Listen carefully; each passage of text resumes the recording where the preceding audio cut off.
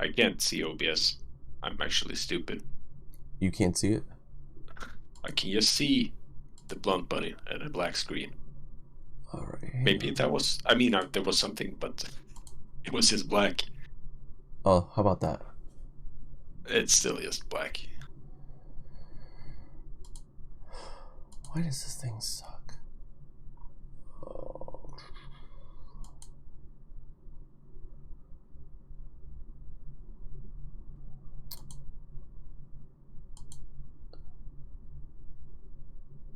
I wonder what the delay is. Maybe I can just watch the actual stream and it's gonna be fine.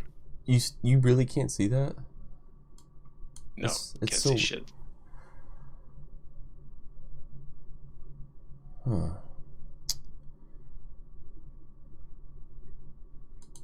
This sucks. Yeah, but maybe I'll just watch the stream. Like, can you tell me exactly what I'm doing right now in the run? So I just know what kind of delay it is? Right now, you're entering the guard hellway, or the green guard. Now you're exiting it. Okay, I'm inside it, so it's like 4 seconds or something. Is that 4 or 5 seconds? Is that okay? Yeah, that's fine. Okay. All right. Cool. Yeah. Then we'll just do this then. All right. Let's fire it up. I'll skip like cutscenes and stuff, but yeah. Also, we don't need to talk about mashing technique, I don't think. I can't see it. Let me see if there's no one in my stream right now, probably, so I can't tell if it sounds okay. So let me know if it like.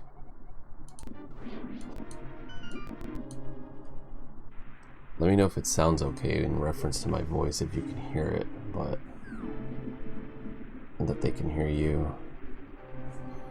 I'll probably turn it down a bit so it's not. Yeah, I think it sounds alright. It does? Okay.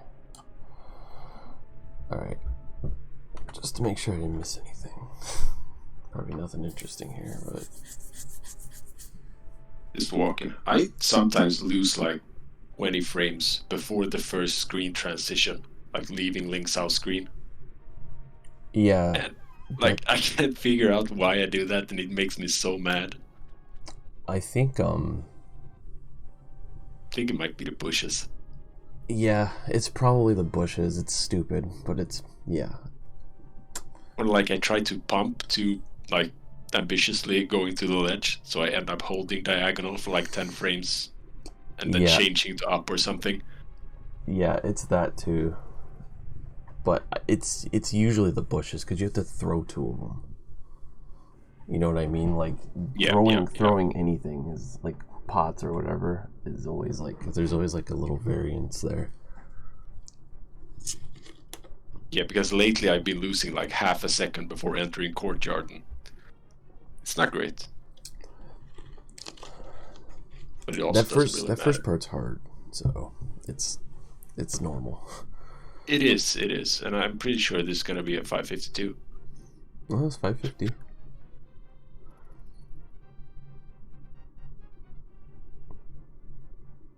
Oh no, that was one. I thought you meant the key. That was 150. Yeah. I meant the entire escape's probably gonna be a 552 because they're always 552. You save more time on average, right, doing the left spin there? I mean, I just do it because I get so mad when I get the quick aggro. You know, like I know I can just completely negate that by doing the harder strat.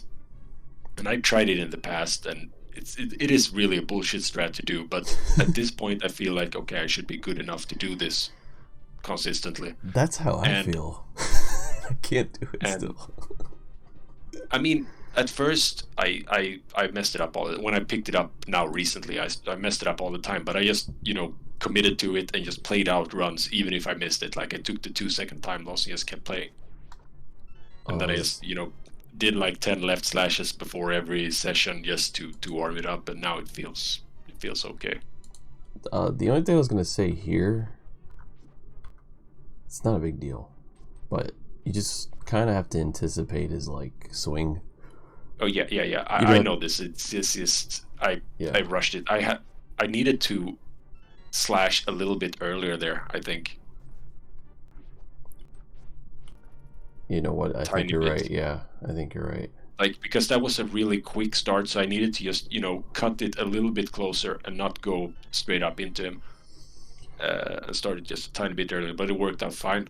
But I know what you mean. Like, I know sometimes you have to wait, sometimes you have to go really early. I think there I would have waited, but you could do it. You could be like, if you were just a little faster, it would have been fine too. But yeah, you just couldn't do it from an angle and then just clean it up from there. I think that's like the optimal way to do it if you get that particular RNG. Yeah, that was a good kill though, because you still like didn't miss, and then you knocked him towards the key, which that's actually and often when you get like that first clink, you will get fucked on the last slash if you try to go for an angle. Like, you have to rush the last slash really, really quickly. Yeah. Or you will get off cycle and get hit out of the last slash, and then you lose like the big time. Oh, so you're pretty much aware of that. So then, yeah, not a lot of people are aware of that like little thing with that fight. And just that fight's really hard to just understand in general. Yeah, but... I think Pincus was the one that told me like that sometimes he just waits, like walk low and anticipate the first swing, so you just don't walk up the same way every time, because then you will sometimes just get owned. Yeah, you can avoid it. So yeah, I am aware. This is already like I think this is 549 kind of 549 pace here. Like 418 upstairs is, I mean, that's usually what I aim for. It's not great, but it's good. But this is still 549. Like, you can get 549 with this pace. Yeah. I mean, I get these paces a lot, but it still turns out. Yeah, I do too. It's usually the back end that sucks.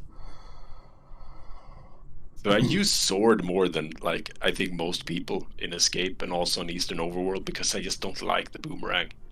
The sword is more reliable. Oh, you do. In my opinion, it's a little bit slower, but you do the left gamble there. Yeah, I mean, it's a complete meme, but somebody has to do it. Did you know if you hold upright when you enter that room, it'll manipulate the bat? Yeah. Okay. If you hold it straight out, he will be like in the middle instead. Yeah, sometimes he's in some random other spot too. Oh, that was good. Yeah. That was scary because they died near each other. That was lucky. Yeah. Yeah, that was really lucky. Oh god, I hate that. It's like you go to slash and you still get hit anyway. Yeah, sometimes because I'm pumping in that room, and I don't have like a specific grip to slash while I'm pumping, so sometimes I just react too slowly and get hit. Yeah, I think because they hide under the bats. Yeah, it's 52. Yeah, it's 552. You're right. Yeah. I was expecting like a 51, but I guess getting hit in that room was. Yeah, I mean, it was terrible RNG. Like all of the rats went along the left wall, basically. Yeah. But it's fine. It's fine. I think the early game in this run is not great. I think it's like a 1704 desert or something. I got a 4 cycle and pretty bad in general. But then after that, I think it's gonna be pretty good. Is this run was recent, right? He's like 5-6 days old or something. Okay.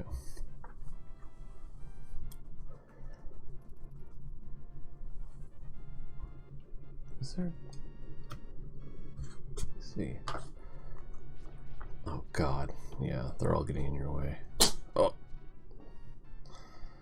Every single one.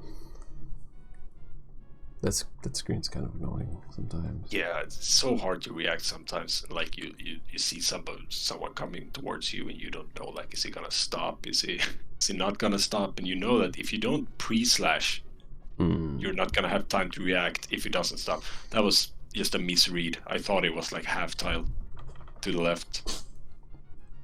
The Octo, they just walked down into me. Yeah, I figured that. I don't use the boom on that statue anymore. I just use the sword. I think it lags. I use the sword, like, if there's some shit going on around it that makes the timing, like, not... If it's, like, completely free and, you know, the bad octo goes to the left, I use boom. Yeah. But if there's some shit going on, I will slash. Yeah, that's a good idea. Because... You can deboost as well. Like, if the bad octo is sitting, like, just to the right of the statue, you can just hold down right into the corner and get the deboost and walk through him. And it's basically the same time as slashing both. Oh, shit. But it's a lot easier. Oh, yeah. That was a D-pad issue, I'm sure. I don't do that very often. Like, that's actually very rare for me to do now. Most of the mistakes are just because you're trying to be, like, really sharp with the turns. Yeah. So it's just you're just trying to be as optimal as possible. Yeah, it happens.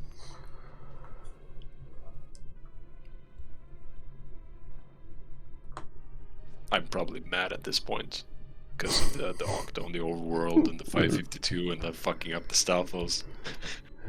Yeah. Thinking about resetting. Dude, I feel this so much. And then this guy, like, making me go down. It's like you trickle in all those little anger points through the whole dungeon too.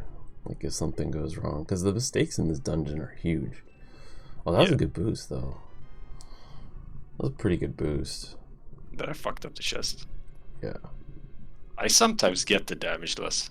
Like, I don't actively try to do it. It's just the way I learned the trick where I start holding up really early. Sometimes I just get the damage less without actively trying to do it.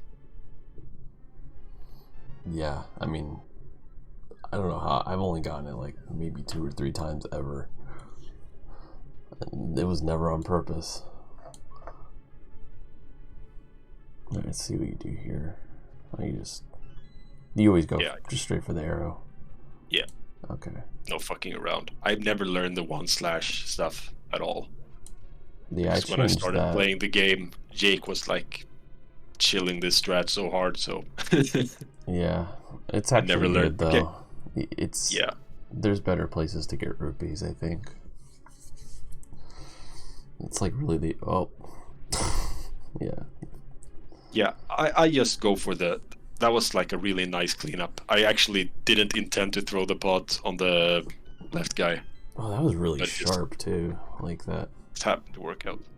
That red Igor, that was pretty sharp. Yeah, yeah. I can get like 619s in this room without like too much effort. Yeah, look at that. You're like on the edge for both arrows.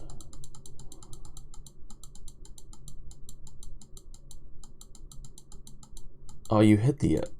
What the fuck?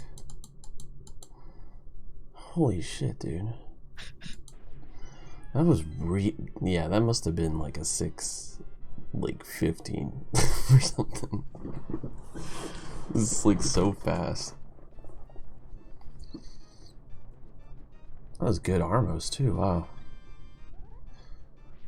Yeah, like I can get sub 1320s very easily in this fight. Like I usually get like 1316s and stuff like that when I practice it. Nice, man. Yeah, that was really good. What's up, Erie? What's up, Lynx?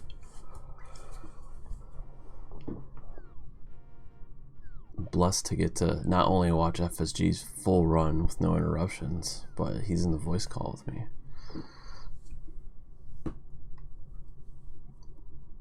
Okay, good. You're shouting at Sahasrah here. Then I go for the dash out. I think like I just go for as early as possible dash, and if I don't get it, I just walk. Sometimes I stupid and repress anyways. That was kind of a bad dash, but you gotta try. I don't know, like I felt like I couldn't get it faster, like on average. So I think I just stopped. I think I was listening to some WQ propaganda about this when he did an analysis of your splice. Because you talked about that you couldn't get it faster, and he was like, yeah, you could totally get this faster if you blah blah blah blah blah. So I guess I just listen to the propaganda. No, I mean you can get it faster. Like I think I know that now, but probably back then I didn't. But it's just hard to time that dash, at least for me. That dash didn't save time. Like that was a bad dash.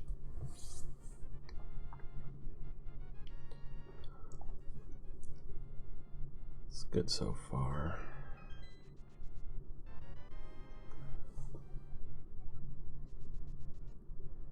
That's another like 8 pixel diagonal. Like after you bonk the shelf, like don't hold cardinal to dash up. Oh yeah, I saw that, but I didn't like say anything. Yeah, I saw that. That's actually smart.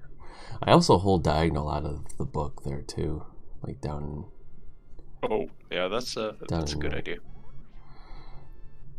I don't think that really saves much, but at least you're facing the direction already, I guess. Yeah.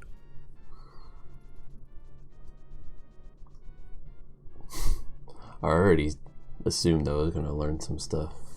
Yeah, the diagonal stuff is I see it in a lot of places. Like I saw Louis doing it in Swamp for like when you go to get the key pots. I started switching to mostly that shit too. I do a bunch of like 1 tile diagonals as well because I mean it's not worth the effort for me to try to like do a perfect turn into a cardinal and then do a perfect dash out of that when you just hold diagonal. Yeah, well, it's just like I was kind of conditioned to believe that maximizing dashes is very important. So it's like don't really think that the diagonal 1 tile diagonal would not matter so much, I should say.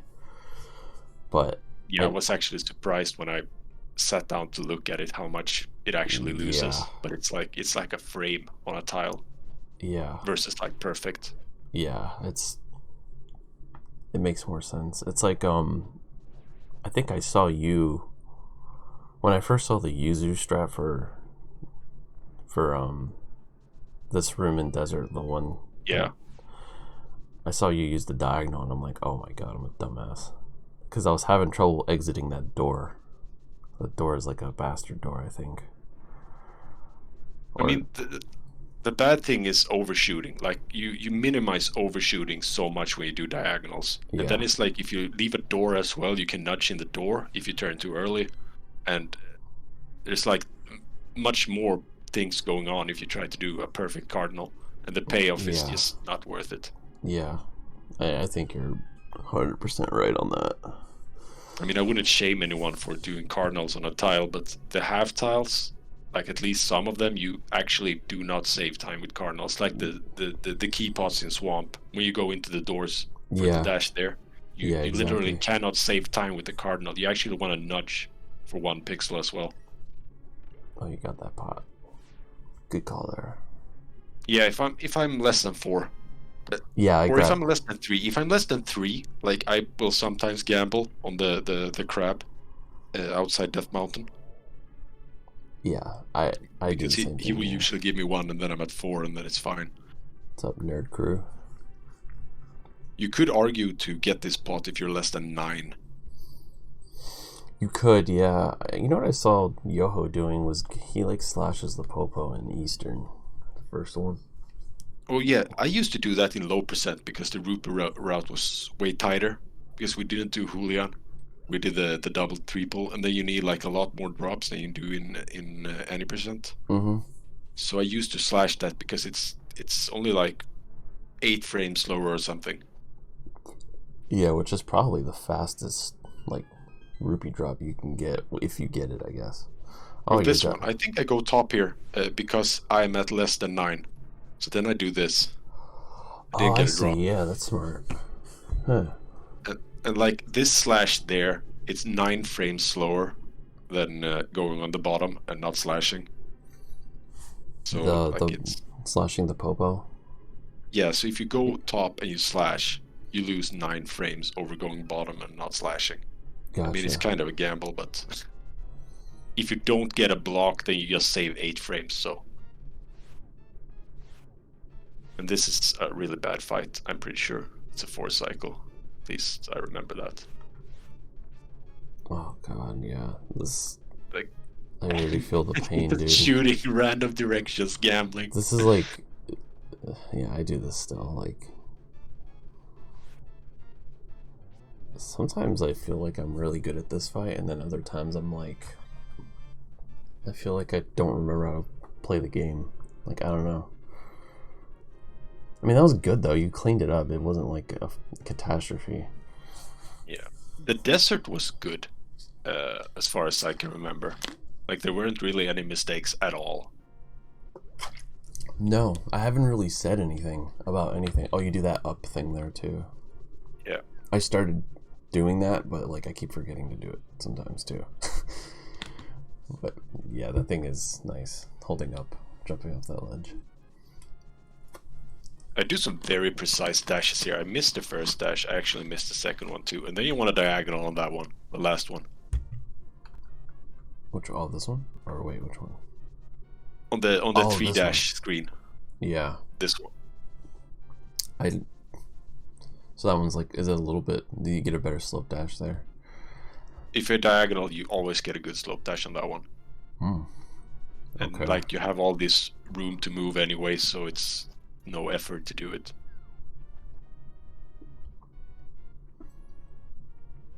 Damn, look at this.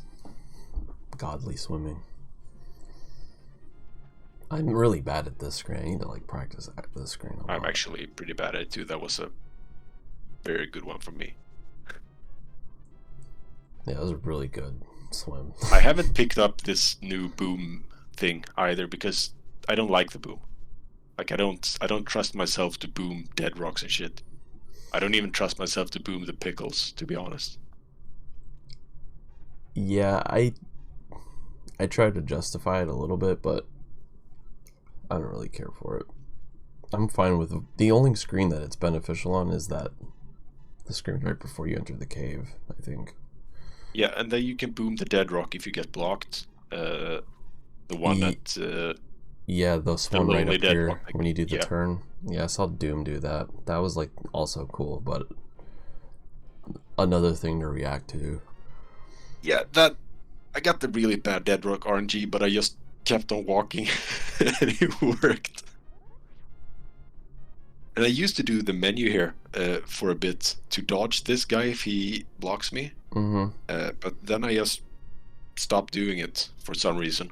Yeah, I think I might switch to. It is really good. It works, but it's kind of scary to do. And it's also good because sometimes you get a lot of boulders there, and if you menu there, like I would always menu even if the dead rock wasn't there. We just do the motion every time. Yeah. And then like if they're bad boulders, you can think about what to do and how to get around this corner at the top.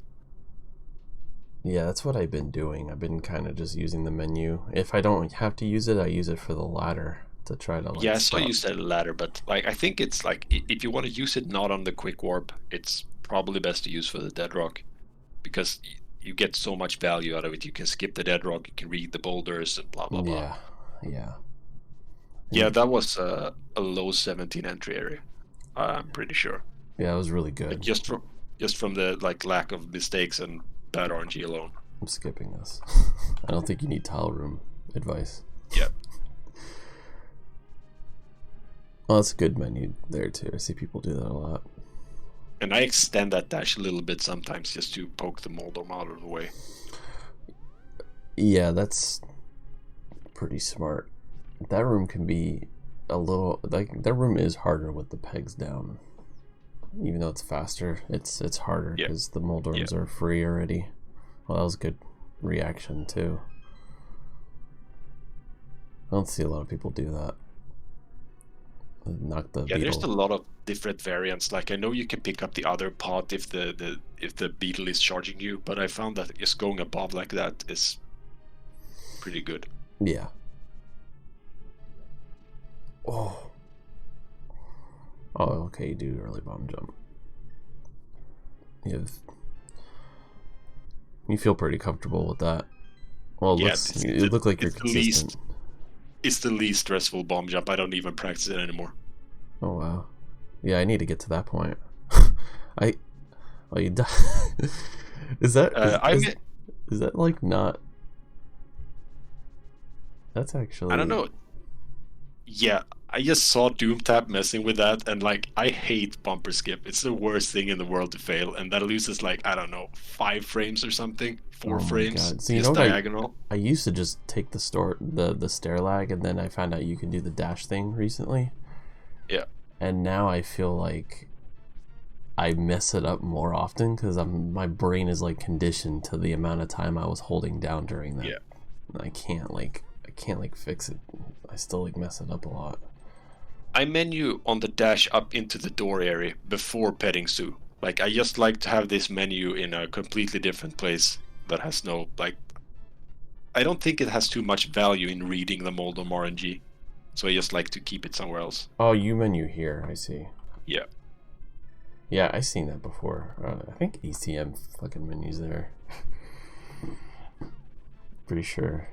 ACM has a lot of menus like that where he like will menu in this like obscure spot. This was a yeah, yeah. I picked up a bunch of those from WQ as well because he was also talking a lot about how like if there's no real value in using the menu in a tight spot, like you're just gonna menu worse. Yeah, that I believe that. That's definitely true. This was a low 519, I think. It's a very good hero. Yeah, it was really good. That was fucking amazing. You said this was a bad light world? No, I said it was a bad start. Oh. Like, you know, bad Eastern, bad escape, Okay. poor cycle. And now the run is actually, you know, getting good. Yeah, that's really good. Okay, so on this rupee tree here, because I only have 7, like I need all 4, I do this 1 pixel dash. Oh god. But I think I miss it here. I'm excited. But I think I'm 1 pixel too high. But I just go for it, and if I miss it, I farm the B and C. And if that doesn't work, I get the suicide pot. Like I get that fairly often. It's usually a blue. I feel like it's so common that it would be a blue. So yeah. Or even a red. But even then, you can just get you can do the pot gamble, or the suicide pot. Like I mean, it's probably not the smartest strat to do to go for that 1 pixel dash, but I mean, like sometimes you want to do fun stuff. No, I'm not. You feel good if you get it. If you don't get it, I wasn't gonna say anything about anything spicy that you do. Yeah. So I just want to see, because honestly, this light world's been really good outside of the the only thing that happened was the Stalfo's room, and you had a 4 cycle. Yeah, like that's it. Like that's I would take that as like, hey, this is, if you can get runs like this every time, it doesn't even matter. Like this is a good pace. Usually, like I mean, this is, if I have a good light world, it's because I had a good Hera and a good Aga Tower. I missed the bird here, but that's fine. Yeah, it's like 30 frames to do this. Yeah, that's not even a big deal. Yeah, I think the goal obviously is to just get as many runs as you can to this point. Like you don't just take advantage of every opportunity to Aghanim, because if you get 0, you're on the run most likely, as long as you didn't have a catastrophe light world where you like fell or something or got squirrel blocked. Like you're almost always going to be ahead. It's not too uncommon for me to get like a 17 flat desert and then still get a 2x Agador, because Aga Tower and Hera is sometimes good both. Yeah. Right, exactly, Eerie. Like I didn't give a fuck about Light World when I was going for 123. I just want to get to Aghanim, because if I got 0, then it didn't even matter if I had a really shitty Light World. It's funny because like when I played like a few years ago before I came back, this was like one of my worst splits. I was really bad at Aga Tower. I was struggling to get sub 510. But now I'm like shitting out 504s, and I've gotten like 3 503s in the last week. Yeah, it's not a really hard segment though. Like this is comparable to Ganon's Tower in some ways, because the overworld's kind of tricky. Like It's Yeah, the overworld is very precise. A lot of one-tile dashes. yeah. So that with the rupee tree and the pickle, if you go for it, and all these rooms are like shitty. Like there's a lot of shitty things that can happen, especially in the maze room, and that can ruin everything. But this has been really good so far, like everything. Have you seen this manip here in the key guard room? Yeah. To walk down later. Yeah, so when you dash through the guard, you have that. If you hold down, wait, oh, you didn't do it. No. It's this delay to go down to the wall, and then the bow guard won't shoot you. What the fuck? This is like a super consistent strat that works like regardless of what's going on. Oh, I haven't seen this. I rarely ever get hit by anything in this room. The only thing that can fuck me up if this first, the key guard does something stupid, just runs away or something. So you just walk straight down and then... Oh, you just walk down like... And then slash? No, the actual movement up to the guard is not the important part. It's like after you kill him, like if you walk down immediately, the bow guard will shoot you. I mean, if you have beams. Uh-huh. But if you delay walking down a little bit, see, I walk forward. Yeah. And then I go diagonal down. Then he will be in a different position. He can't shoot you. Oh, I see. Yeah, you're like, it's just manipulating. Oh, okay. Okay. Ooh, I'm gonna have to write that one down. That's I think big. Josh said this was a strat that everybody should do. So it's actually Josh. I've never seen that. I saw the one that Zero Rush posted, which was like the sword being like facing down. I don't know if you've seen it, but there was like a clip he posted on Discord, and that I knew about, but I didn't know about this one.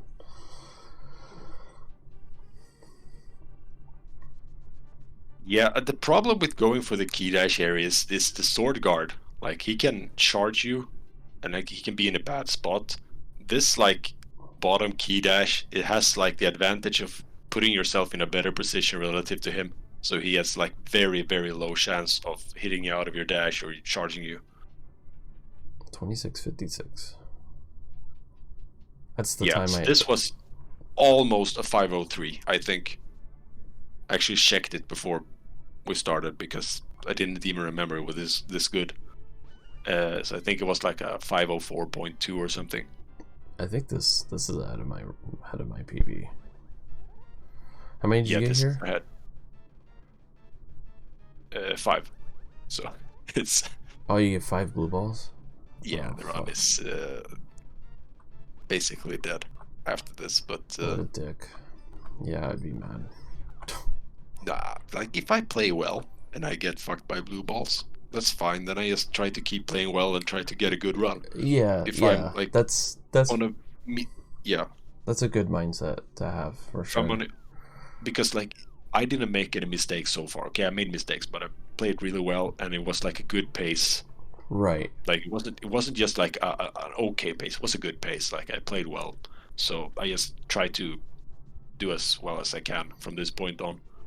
Yeah, that was kind of like my mindset when I was doing runs for 123. I would just like, I would finish one run no matter what. And if it was like something like this where I had a good run, but then like, you know, you just get 6 or 7 blue balls or whatever it is, just try to play it out and see how good of a time you can get with that many blue balls. Because you don't care about the run anyway.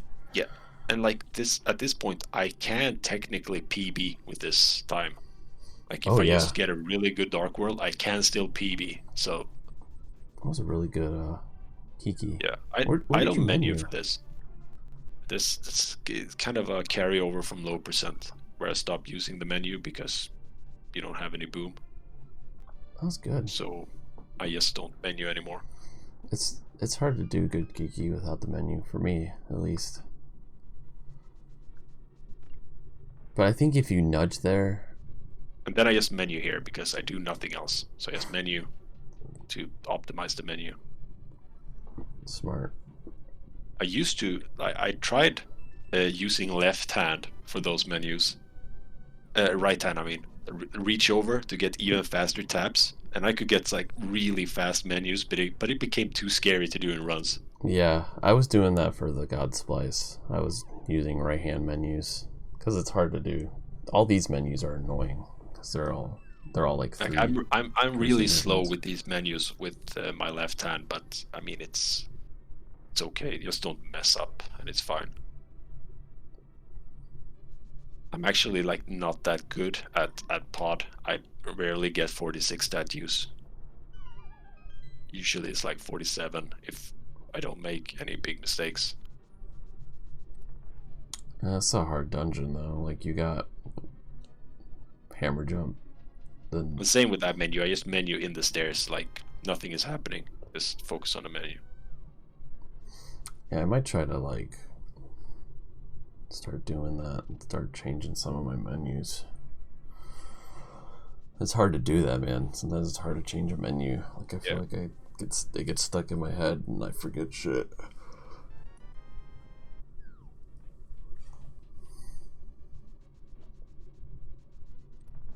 What's up, Doomtap?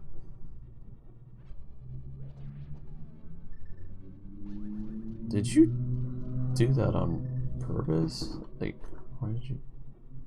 Oh, Just no. walk up. It looked like you like purposely nudged the pot, but you didn't. Yeah, it's to bait the Helmasaur to not get stuck on the bridge, because if he gets stuck on the bridge, then he dies over my visual cue. Oh. It was Dwayne who told me to you could do that to make him not, get stuck on the edge, and then he just sits up there, and then I can't see where to pause, and I miss it by like 4 pixels. I didn't think about that. That's 3,000 IQ, at least. That was a good hammer jump. Wow. Yeah.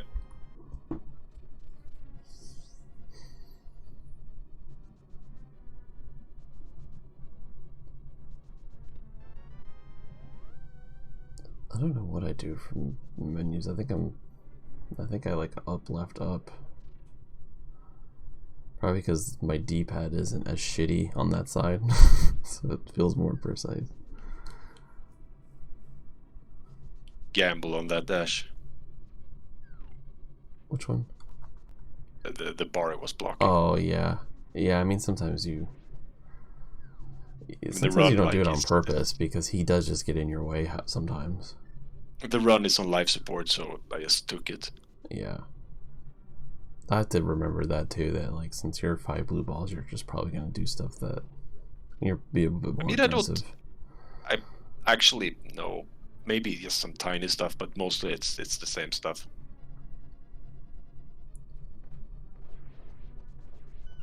I'm really bad at the mimics room. Like this is a really slow mimics. Yeah, the only thing you can like, it's hard to wrap your mind around what you should be doing here, but like for that last one that you shoot, you can start holding when you're dashing, you can hold the direction to make the mimic die quicker. Oh. Walk into your arrow. That's a good point. Yeah. That's what I do. Doesn't do anything. What's that? I mean, you're still dashing through the door at the same time. Like, doesn't matter if he dies earlier. Does it not? Because your dash is still starting at the same time, and then you get to the door. Yeah, that's true. What the hell am I smoking? Going for fastest mimic kill RTA. Yeah, dude. I mean, it was a good idea. I think you know what it was. I think Jaden does that. Jaden used to do that, and we used to just think it was faster because everything he did was faster. Yeah. At the time.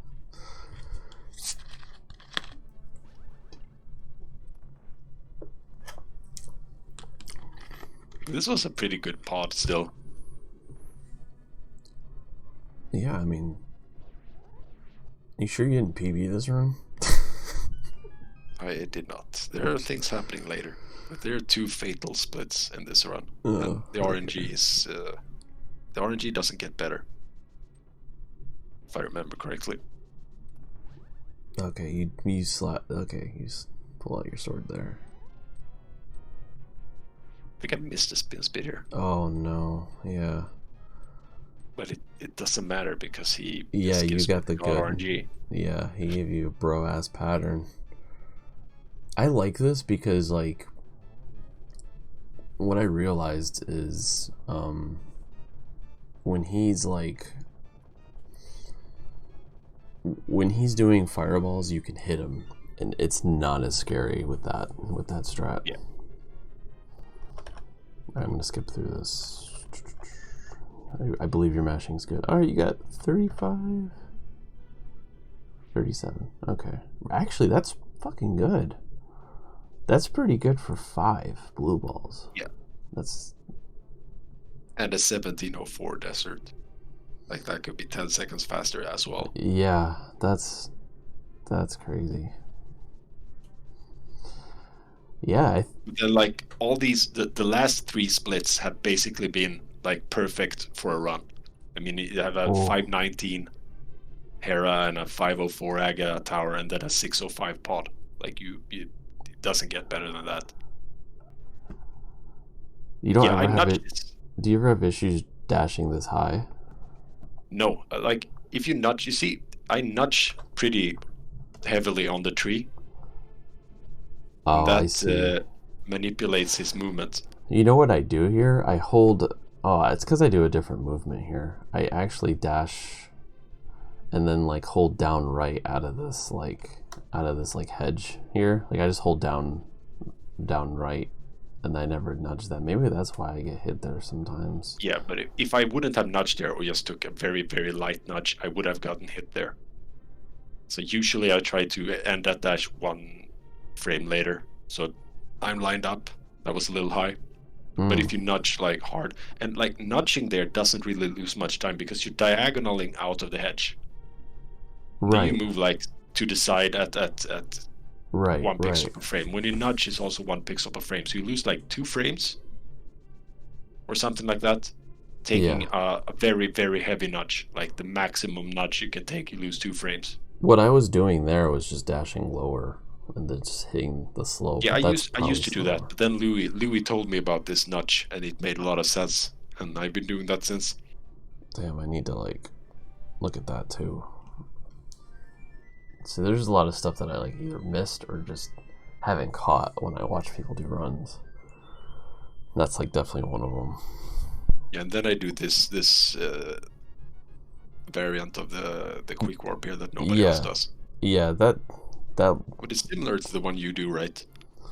Yeah, because like here you're doing the same thing actually. But I'm mirroring one tile earlier. Yeah, and that's completely fine. That's exactly what I do. I just a different spot to mirror. You're just looking for a visual cue. That's all you're doing. So yeah, as long as you know what it looks like. I like that variant of it though. Yeah, I actually timed it, and if you do the optimal way, like optimally, it's 5 frames faster. Like if you do it perfectly. Oh really? 5 frames. Yeah, so it is a little bit of time, but that's if you like do the perfect turn up, you mirror as low as possible, like all those things. So usually it will basically be a tie. Oh, you're going for the spin speed here. This is it's fun. But it's free and it's fun. Okay, yeah. So I'm not against the actual spin speed. I just don't like it. Oh, it's free, huh? Okay, dude.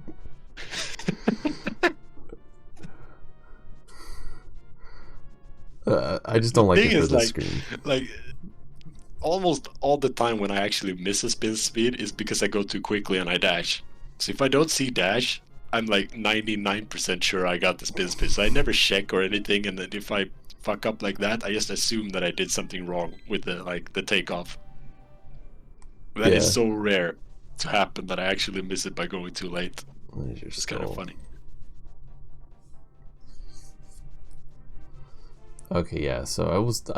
So what do you just so I'm clear because I got the skull, so I went for the thing. So it's a meme, like it saves like I don't know 2-3 frames or something. Yeah, so I used to go for that like forever ago, like probably pre sub 130. Like I used to always go for that little slope dash because it was cool.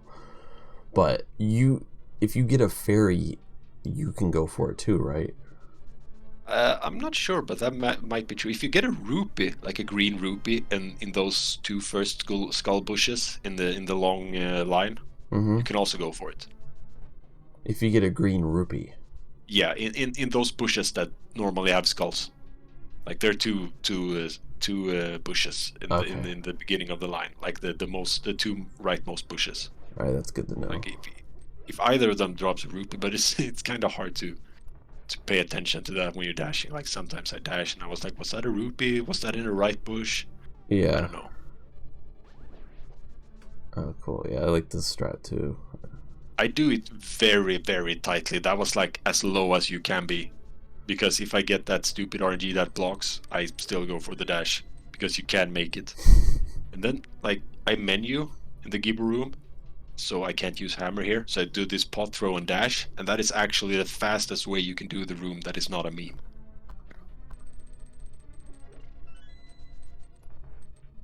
I think Jaden... So Jaden had a variation of this, but he would walk up, I think. I don't think he would dash like here. you know, you can beat the spike, but that's not a real strat. You can't do that consistently. This is a consistent strat, and it's like, I don't know, on average, like 2-3 frames faster than the hammer. So you're but just it like... can be up to... Yeah, okay. Okay, I see. So you're like... Oh, so you can do this even... You're saying this is faster than the actual hammer strat. Yeah, I've gotten 509 with this. Oh, and like the hammer gets like 517. So yeah, it's faster, and and it's faster than the normal pot throw and walk by probably 5 frames. That feel when hammering slow. It is kind of precise to do that strat. You have to throw the pot ASAP, or the spikes will be on a bad cycle and they will block the dash. But it's like I rarely miss it, and if they do, I just like hesitate on the dash until they're out of the way and lose a little bit of time, but it normally doesn't happen. Yeah, that's pretty cool. I didn't even... But the menu in the Gibber room before Hellway is like, it's, in my opinion, the best place to do the menu, because there are so many different variations you can do to get through the room. And like, you want to be able to catch the fastest RNG and all of that. And I do these bottom RNG sometimes as well, where a beam and then poke dash the bottom guy to get through. And like, without the menu, you just can't read all of those things. So I think that menu is really good. Yeah. Yeah, I'm bad at that too, Yuri. That's my concern. I like the idea of doing that. Maybe I could just... What the hell? Is that faster or is that a meme? Okay, yeah, so in theory that should not be faster, but I get the fastest times doing this. It is a meme. Like, I was just messing around with it, and we looked at Dom Splice, what time he got for the chest grab, and I was able to tie that like 3 times with the hammer dash. Oh my so god. It's a door, like it's a bastard door hammer dash. So it's like the dropping the bomb early in Bombable Wall in GT. Like, you hold diagonal in the door, and you can drop it inside the door. You so don't... I hold diagonal, and then I hammer dash inside the door. Oh, I see. Yeah. It's like... I forgot that it shares the same properties as that fucking door. Okay. Yeah, it is a meme, but it's fun. So it's kind of funny. Also, here you don't have to slash twice if you're beaming the guy. Yeah, like, I'm so scared of that guy when he's blocking. I this is one of the rooms where I actually don't know, so I went for 2 slashes. And... Yeah, so if you don't have beams, you want to slash twice, but if you do, yes, you can just slash and then dash. I just slash and go.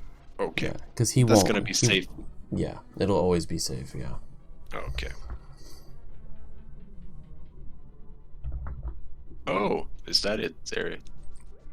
Yeah, I don't think I've ever tried slashing twice in there, so I don't even know. Yeah, and I fuck up this room because it's fucking impossible. It's a hard room, but like the general rule is if you have beams and he's buzzing, just slash once, and if you don't and he's buzzing, slash twice.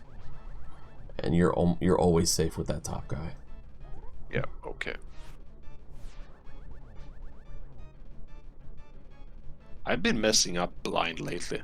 Like, yeah, I've actually me too. died in phase 2 on like one of my best pod paces ever.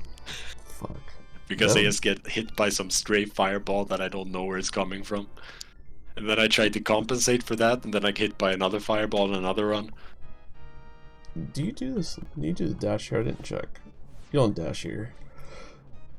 No, I don't dash. I just... Like, I always dash. I dash as soon as this head here. Yeah. This head is like... as soon as he hits this corner, I dash. Yeah. And it's safe, but... I never try the dash. But it's like... It's the second cycle where I mess up. Yeah. So... And then my kills, like my actual kills in the third phase have been kind of sloppy lately as well. Like he dies almost all the way into the light. This was good though. Like this was a perfect kill. Yeah. But this was a pretty good Thieves. It had some, like, it was not bad. Like I had some mess up with the speed on the overworld. And got a skull bush. And I think that was, and then I messed up the waffle strat in the toilet. But I think that was it. Yeah. Not... It was 7-11, it looked like. My math was right. It was 7-11. So with that, missing the spin speed is like the biggest mistake. Yeah, honestly. yeah. It's pretty huge. But like gameplay wise, there were no like huge mistakes. Might have to like look at Thieves again now with this new knowledge. Oh god. You go for that? It's free. You just press the button. I used to go for this, man, but I mean, it is like I only revisited. Like I went when I did like a full sweep. I decided to revisit all of these corrupt strats because like people have gotten a lot better. Like everyone is a lot better now. Right. I agree. Yeah, I get it. Because like there was a point where people started abandoning all these strats, but people were generally not great at the game when they abandoned all the strats. If you get what I mean. Yeah. No, you're right. You're right. Yeah. Yeah, people are a lot better now because you see, like, I talked to Eddie about it, and he was like, "Yeah, I tried it, and then I fucked it up, and it, you know, it felt bad, and I stopped doing it, and that was probably at like 125 or something. Like now he could probably do it 999 times out of 1,000. Yeah. I do that too. Like I always revisit stuff just to make sure that I'm not like, maybe I missed something the first time around.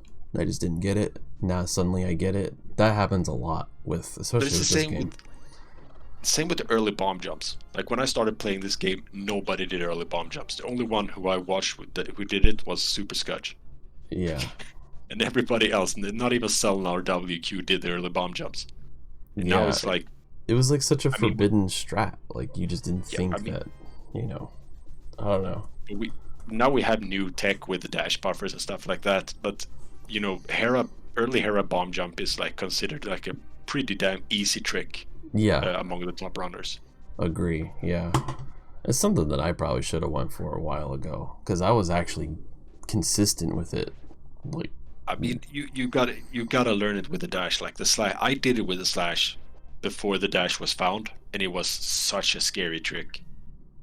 And I dropped it for a while, and then the dash was found, and then I picked it up again, and since then I have like I gotta cement that. It never fails. Cement that into my brain somehow. I'll keep practicing it. What's up, Zlod? I think this is my skull gold. Is it gold? Yeah, this is a 518. Well, congrats, so because I still haven't gotten sub 520 on this segment for some fucking. This is my only sub 520. It's such a stupid segment. I don't know why I can't. It's always Moth. I've been on pace. Oh, you go for that. I fall to this bomb jump. I can do this bomb jump very consistently in practice, but I miss it all the time in runs. But I'm just like, I'm determined to keep doing it because, you know, you gotta commit, you gotta fail. The way you do it's interesting too. Like, that's the Selna, the one he found, I think. I turn around, but that works too though. Like this is the same throw thing. It there. I threw it a little bit low there, so you have to kind of read where you throw the bomb to see how much you need to move, like where you want to stand. Sometimes it gets kind of sketchy.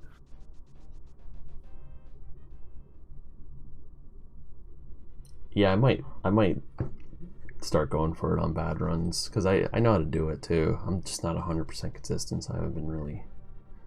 I think like with tricks like that, you just gotta commit and you gotta accept that you're gonna fall. But the thing is that with this bomb jump, like you don't lose your run if you fail it. Right.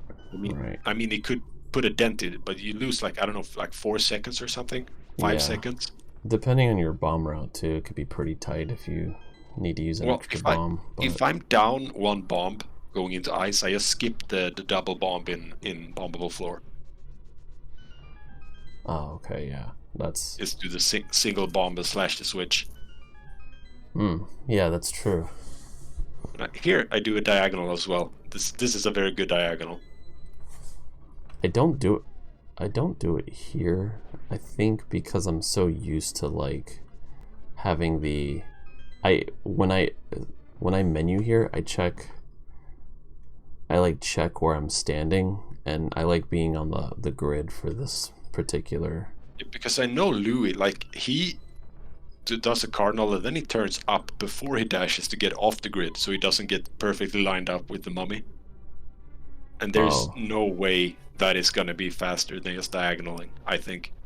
Well, I don't think it's faster. I think it's just easier for me to read or react to the mummy. Yeah. That was good. Wow. Yeah, I mean, it's a 518, so it has to be good. Yeah, that was fucking good. Holy shit. This is like watching Erie's run. I feel like I had like it's gonna get worse. It's gonna get worse. Nothing to pry at. Like you know what you're doing, man. You definitely know. This is the first really bad split coming up right now. 4807. Like you're still ahead of my like 124.12 PB with 5 blue balls. So yeah. What is your PB again? 09. 09. Okay. So what's up, Scoople?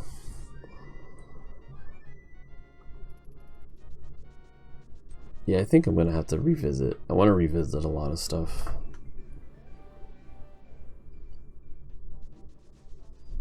Start like trying to change up a couple things instead of being so. The problem with me is I'm stubborn. I'm stubborn a lot. It's 123 pace if you can get a mid 123. Yeah. It's not a 123 pace if you can just barely get one. Yo, thanks for the raid. Okay, that's encouraging. Thank you. He's right. It's really hard though. Like you do have to have a pretty insane late game, but he's gotten a few 123s, so he can say that.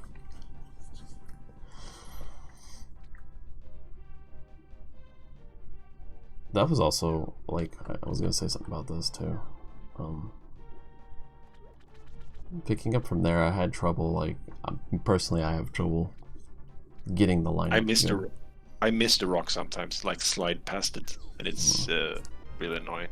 But if you get like you just move up a tiny bit before grabbing it, and then like it's a good window to throw, and the cues are pretty good. Sorry if you hear my cat licking. He won't like go away. I can't hear him. I haven't heard him. Okay, good. He's just like right next to the mic and he won't go away.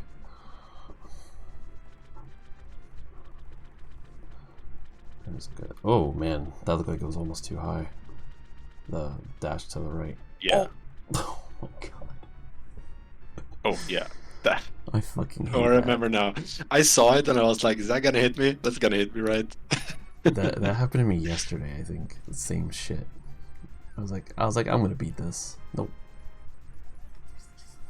I kind of knew I was gonna get hit, but I was, praying to a higher power. I didn't want to lose the half a second from stopping the dash or something. Your prayers were not answered there. No, they were not. And then, from here on, it kind of goes downhill in this split.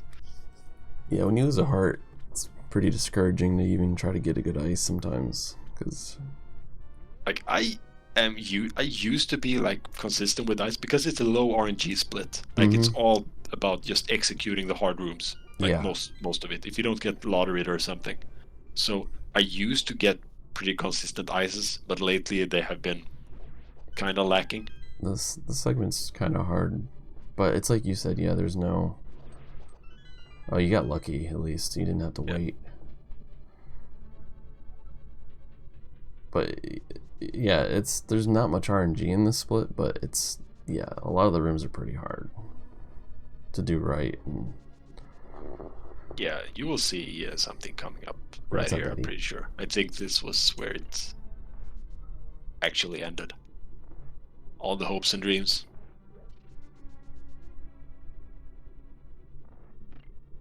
Yeah, this run's been pretty fucking good though. Like,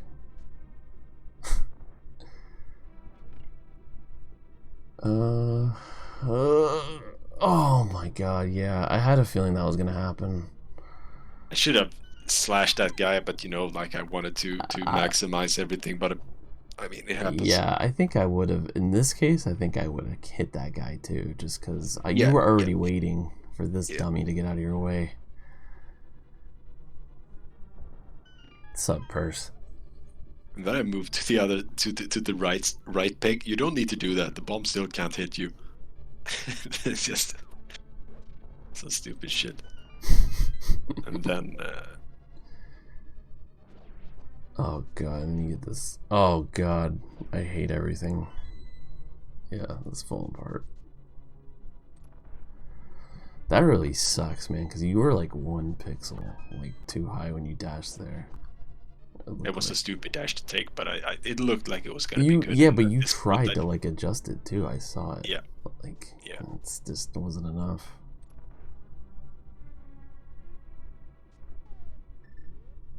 It's WQ style. Or that's the WQ style, right? Where you're facing down. Yeah, I think so. Yeah, I started to do that too. I like it. This is the scariest bomb jump for me in the entire run. Like I so often I just run into the pit. Yeah, I think it's scary too. So I do still get nervous there. Oh, you dash there. Sometimes you'll go through it. That is probably the dumbest strat I do, because that works like once in 100 runs. Yeah, it like never fucking works. I like to move like a little bit left and then slash. Sometimes you get good times doing that, but I don't even know. Like, you're running into a fucking spike, so who knows? I just want to do this. I just want to have a good ice with this good spike boost, like, for once. It's a really stupid strat, and it loses time on average, so don't do it, but, somebody has to do it. In low percent, don't you menu there, and can't you, like, go through it? Yeah, we do that with the menu to, like, maybe someday get, like, a damage-less dash through, and then you can use... You can. I think you can. I think if I remember trying it. Yeah, you can, but it's super, super hard. Like, you need to win all the frame rules, you need to dash at the correct time, you need to have a frame perfect pause.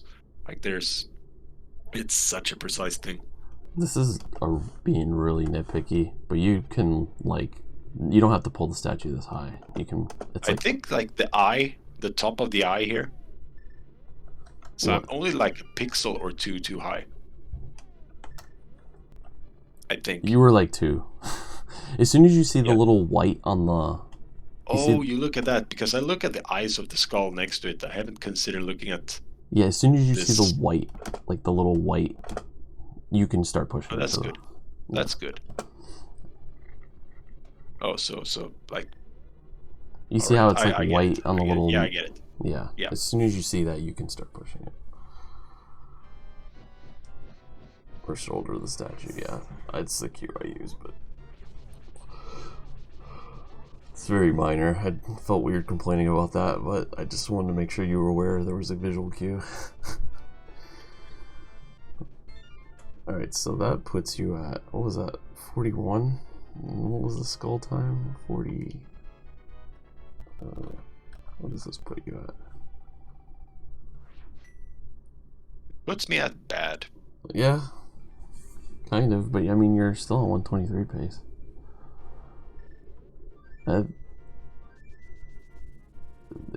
Actually, it's a slipping away a bit, but yeah, and I don't think this swamp is like anything good. I'm pretty sure I missed the zero cycle. It wasn't a catastrophe as far as I can remember. To hell? Did you do that on purpose? Yeah, like sometimes I just bail. If he's doing some stupid shit and I don't know, like I just skip the quick warp. Well, since you probably always have beams here, you can just... Yeah, you can beam him, because I do that a lot too. Like but, sometimes I beam him, sometimes I skip. but beam But him... like beaming and skipping the quick warp, because if you go for the quick warp, yeah, it saves 34 frames, but you have to walk around the rock. Like you have to walk around the warp. The beam adds another 13 frames, so just skipping it straight up, I mean, it probably doesn't more than 10 frames or something. Well, correct me if I'm wrong. I'm pretty sure that if you kill this guy, it saves on lag too.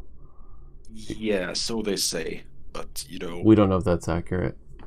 I mean, sometimes if he's doing some stupid shit and I don't like it, I will just bail on it.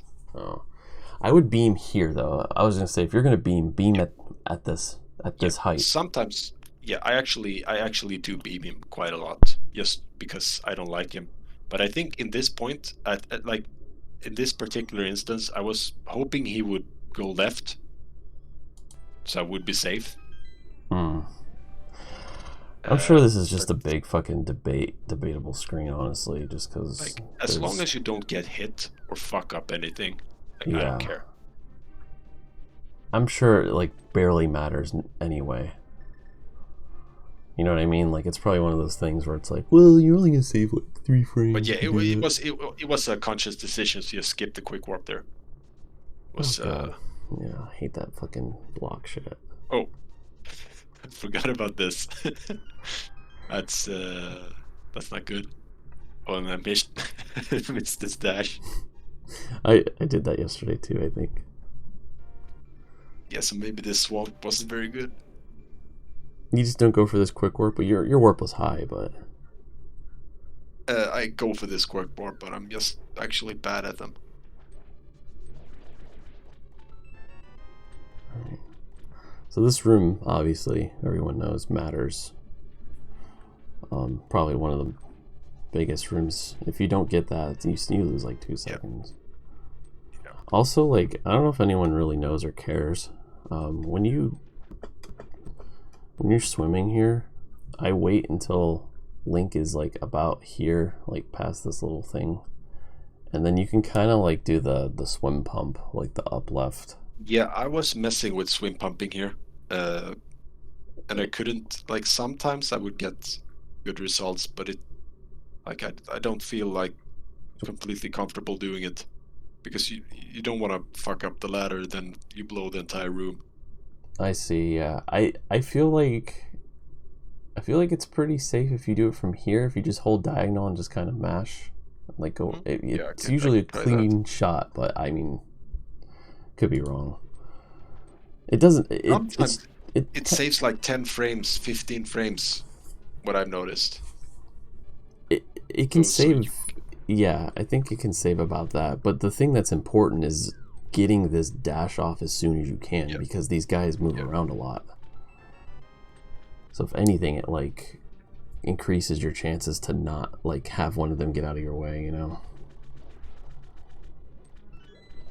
Like, you can easily have like a 30 frame variance in that room from just where you grab the chest and like the dash up and the swimming and all that. You can't grab it too high either, or like messes everything up.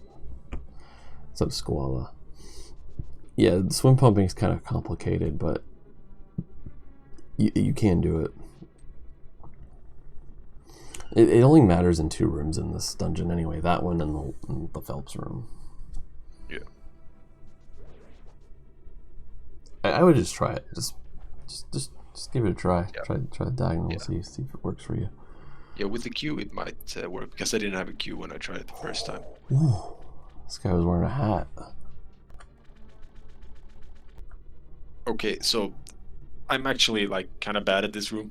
And I know like how to dodge him, but I forget how to do it in runs. So like here, I should have stopped the dash earlier and baited him and walked under him. I feel like I would have just walked down a little bit before dashing, but I mean it didn't matter because you didn't get hit. So yeah, I hold diagonal down when I land. If you hold diagonal down and dash there, there's 1 RNG from this second guy. that you will not get hit by, because otherwise there are 2 RNGs that can knock you out of your dash. If you hold diagonal after you land, there's only 1 RNG that can hit you. So is this faster than canceling your dash early? It is not. I'm pretty sure it's not. Okay, because if you canceled here, he would have charged you and you could walk around him. But exactly, that's what I should have done, and that's what I've practiced. But sometimes I just don't react fast enough, or misread it, or just do something stupid. So I am aware of that, and I have timed it, and it's not faster. So okay, yeah. I was just curious, because I mean, sometimes I don't even fucking know. Sometimes there's random stuff like that I don't even fucking know. That's a complicated room.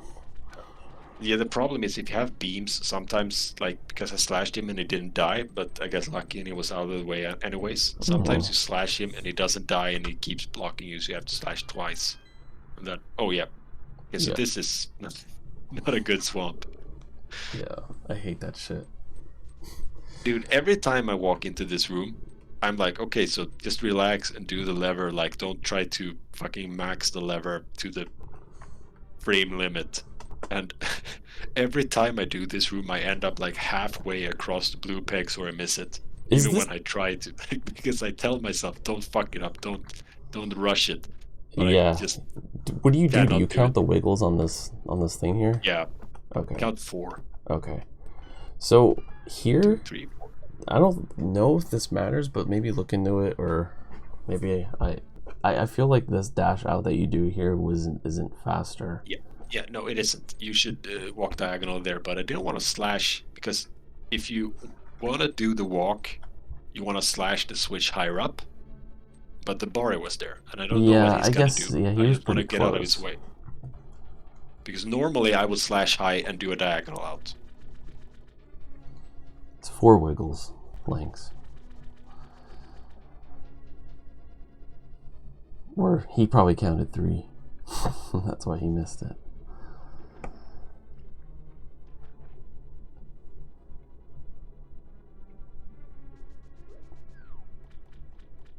Swamp is so stupid, because like when you make little mistakes like that, they don't seem like they matter too much. Oh, that lever loses so much time to miss. Yeah, but yeah, I was gonna say it actually does lose a lot. And then the mirror dash in the dam. Yeah, what is that? What is that, like 2 seconds? No, that loses like 3 seconds at least, I think. Fuck. And then, yeah. I didn't know it was that much. That's even worse than I thought. Oh god. So you think it's maybe true if, like, so since when you diagonal walk here, obviously because it's easier, do you think it's also the same as like maybe cutting, because it looks like you cut your diagonal short here too, like you don't stop at the wall and walk up, you like I diagonal out of those doors because it's just so much easier. Like, it's probably the same then. Like, I wonder if it's the same thing. That's interesting to think about. Like, you can try to do this kind of like diagonal stuff, and then like if you do it poorly, you might hold diagonal against the door and lose like to the door nudging. Like if you do try to do some cardinal shit, you cancel with the diagonal first, because you want to get as close to the wall as possible, and then you mess up from that. I don't know, I just think diagonal is just good and simple. I didn't think about walking all the way up here. I don't know if I do that. I don't think... This probably doesn't matter either then. Because when you're in this room here, I just stay aligned with the rail, and then when I fall, I hold up and then dash. Yeah, I saw Josh was talking about that the other day. If you do that, you get aligned with the stairs. I think it's faster to diagonal all the way up because you're not moving in water. Yeah, that's... It's less water movement. It should, in theory, be faster. Yeah. I don't know how it works with the stairs in that case. That's the only difference, but I don't know. That's another thing that probably doesn't fucking matter that much. Dude, I never get good RNG in this fucking room. This guy's always up there up my ass when I'm pushing the statue. But you did this room really good. Sometimes lucky. No, you did everything right. Well, I paid all the I've already paid all the taxes in the earlier parts of the dungeon. Yeah, so I didn't need to pay anymore. The rest of it is gonna be free. Oh, I do. I hold the diagonal here too, and do like an A tap cancel for that lever. Yeah, I saw that. That's something I keep forgetting to do too. I think Fricker pointed that out to me. That I kind of fucked it up there. You can't. Like, that fucking stair lag cancel there is hard anyway. Yeah, like if you want to do like a cardinal one, you need to do it so tightly, or you will just run into the big block and get stuck. Oh, and that loses at least 10-15 frames. I don't know if I said hey or not.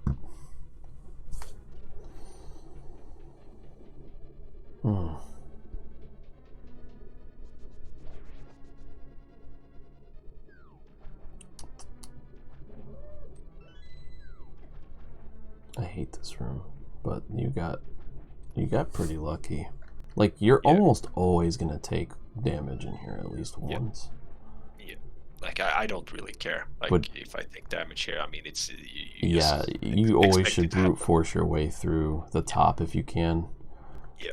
Sometimes I go around if I think I'm gonna get like hit more than, I don't know, if it just seems weird and I'm gonna get hit like twice or something. Yeah. But this room saves a lot if you don't get hit too. Like, it's fucking insane.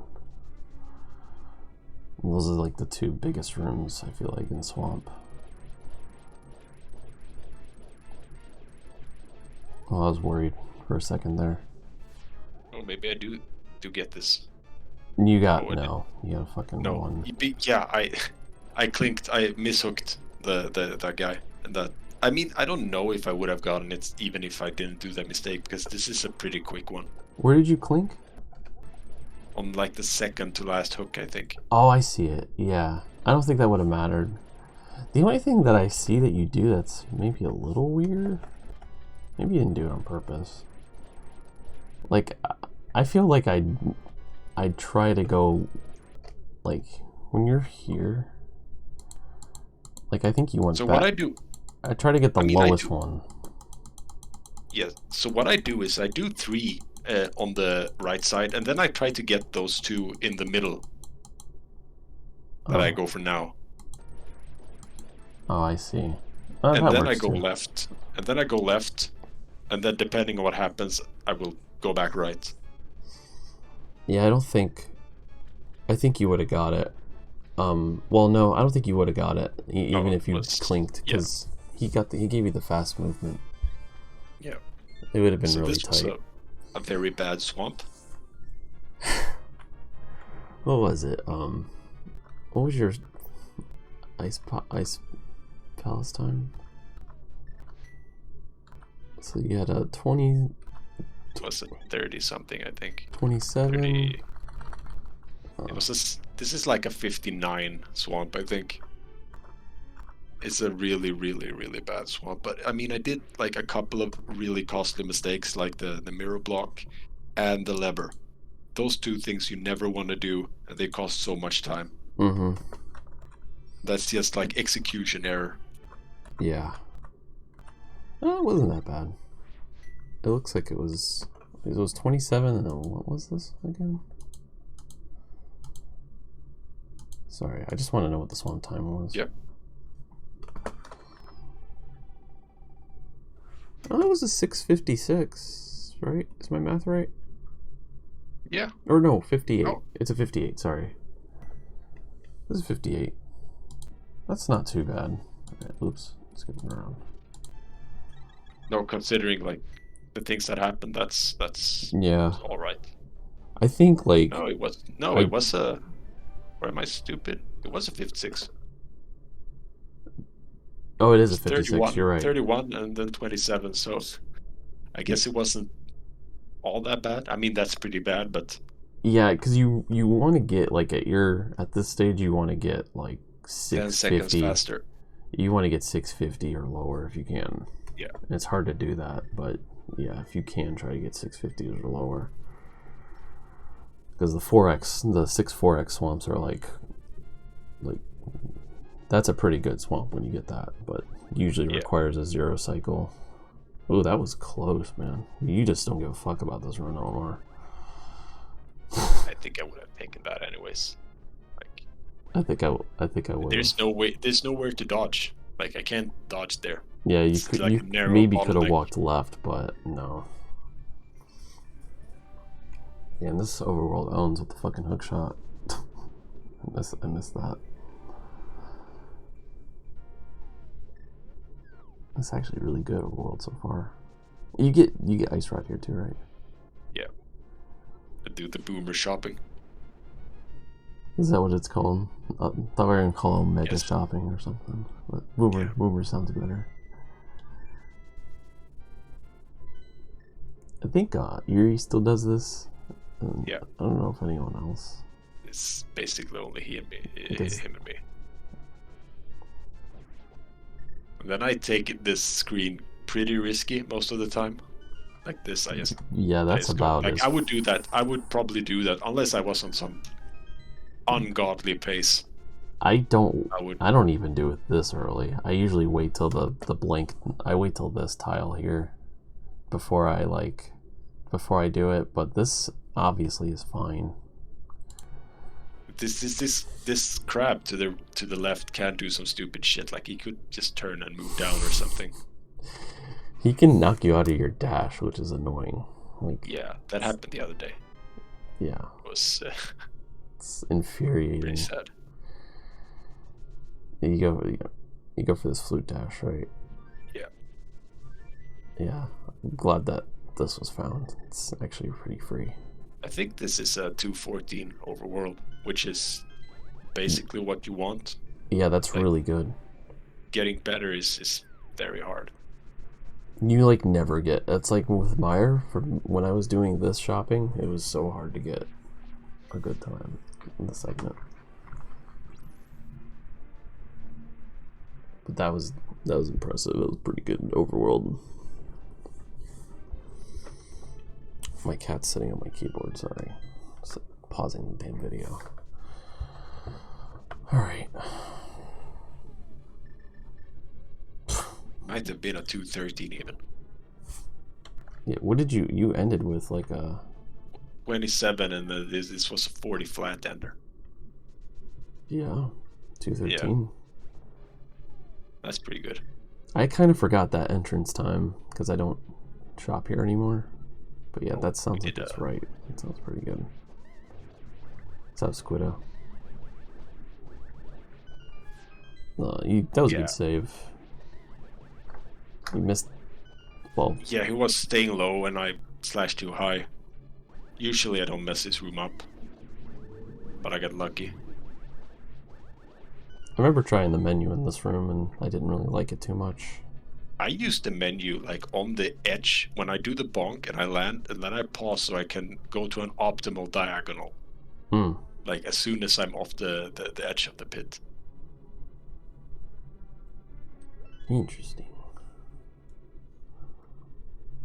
I don't think it actually does anything useful, but like in theory, it can maybe save a frame. Oh, don't tell me you go for this. Okay. I do.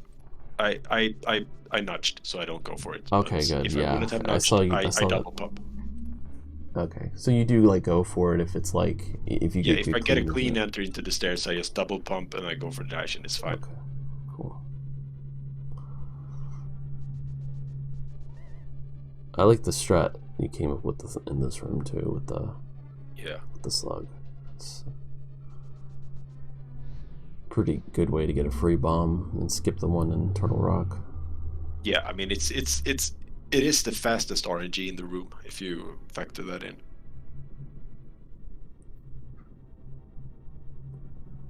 It's pretty good so far. I think 123 is dead.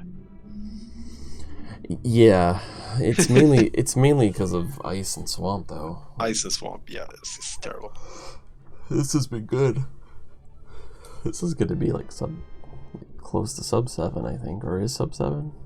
I think it's the 7 flat, like the Mario 2 mistake and some menu swap, and maybe there's something else, but I think it's a 7 flat or maybe a very high 59. My gold is 58. What the hell? How did you even get hit there? I think I... Oh, you got greedy. No, I'm not sure. Like, because I remember I got confused by that as well. Like, you usually don't get hit there. I think... Oh, you know what? I wonder if, like... I didn't nudge. I didn't nudge on the dash down. Yeah. Like, I was perfectly lined up with the wall.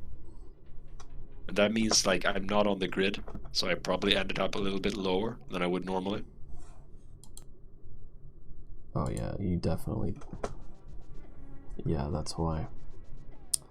I was gonna say, because, like, I feel like I don't ever adjust my cancel there for that, because you never get hit, but that's true. You nudge, and you obviously want to nudge there because of the...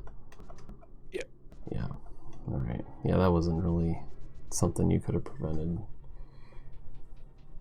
It's alright.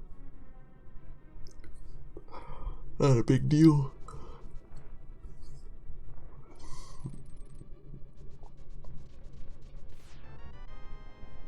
Yeah, I don't... So there was another run I was thinking about doing before I picked this one, but then I completely fucked up this ledge hop here, and I didn't want you to shame me for that, so I picked a run where I think I got it. Yeah, easy. Oh my god. Easy game. I mean, it looks cool. Like, you can't even, like... It was just funny, because when Jaden used to play, he would go for this, and it was just ridiculous. Like... The anti-fairy skip is pretty legit, though. Yeah. It's fast. Yeah, it's like... The ledge hop is like 4, maybe 5 frames faster if you do it really well. With this ledge hop? Yeah, this ledge hop is faster, but it's very hard to, like, do that. Like, it's hard to get that fast every time. Yeah, I think I should start doing this too, being more aggressive here. I get the heart still, I don't know why. I think it's because I'm just, like, still kind of... I do a neutral dash from the door. Like, I do kind of, like, not optimal. I think only if you dash on, like, the first or second frame here, that's when you get hit. So as long as you don't get an optimal dash, you won't get hit by the whiz rope. Yeah, you waited like a few frames here. I just want to see. Yeah. So I just do like a lazy neutral dash from the door. Yeah, you waited like 5 frames, it looks like. If I'm not mistaken. Is this 30 FPS or 60? It's 30. Okay, so maybe like 10 frames. Yeah, so that one was kind of slow. But that's still 15 frames faster than doing the hook. Even if you do it that slow. Okay. Yeah, I see people are menuing here now. I tried a little bit in practice. I didn't really... I feel like I read this guy pretty well. For the most part. If he stops there and turns his head, like, you can't react to that. That's too hard. Usually he just walks up. Like, it's rare that he stops. But if he does, like, I don't know how you can react to that fast enough. I think I maybe just slash him, but I guess that's slower than... Yeah. For some reason, I feel weird not having the menu in this room. I don't know why. Yeah, that the first spooky is kind of scary to do without the menu. Like, you need to be confident because you don't see anything. You just you do the wiggles and then you just turn to shoot. Yeah, it's just I want to make sure I hit that spike, and not only hit that spike, but just like be in the right height from the... Yeah, because if you're too high, you can frame rule the entire spike. Yeah. What's up, Dr. Smallman? Well, this looks like... I think you could have dashed through that door. Yeah, that was like the highest pixel. If I could have dashed, that would have been the highest pixel. So I wasn't sure, so I canceled it. It was kind of on the border.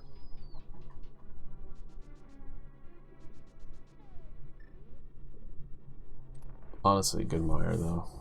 It's pretty good.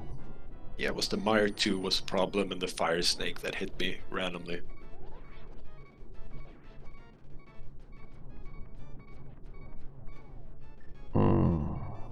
Yeah, that's pretty good. Let's see what the damage is here. You probably saved time here, right? Yeah. Because overall it was good. 640. I don't remember. I don't remember what Meyer was in PB. This is 659. Oh, it is. This like segment was 659. That's a solid one even. It's pretty good. It was all because of the overworld. The overworld was so good. Like, if you get an overworld like that, and you don't make any huge mistakes inside, like, it shouldn't be worse than 7 flat at the very, very worst. Yeah. I think. And now this is the second blow up, I think. Hello? Oh yeah.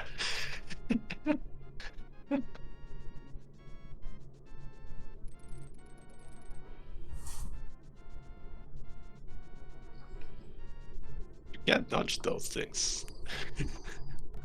I don't know how you bonked here though. Like, I'm like blown away. Well, you bonked here, and then you didn't move up. That's what it was. Yeah, you probably thought you did. Then I moved up 1 pixel and I still bonked, and then the dead run comes. I hate this fucking overworld so much. I like practiced this overworld a lot more this time around, like when I was doing a sweep, because like I don't know why, but I have so much trouble with like reacting to the squirrels. I mean, I think everyone does to some extent, but oh my god, no. I feel like you could have made it through there though. Okay, that's what I thought. Oh my god. Stop. Stop, man. At this point, I'm just mad, and I don't like it. I should have been able to react to that last guy. Feel the pain in your fucking gameplay. I got the quick warp though, so it's all fine. Yeah, at least there's that. Oh my god.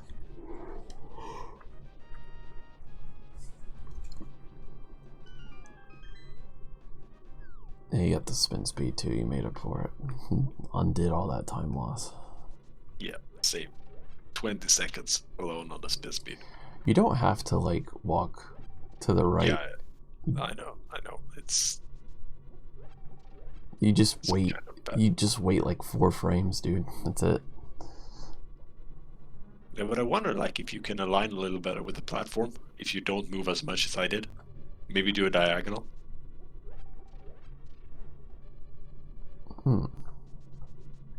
Maybe. It might not matter at all, but... Yeah, it might not. I wonder if that does, like... Interesting thought.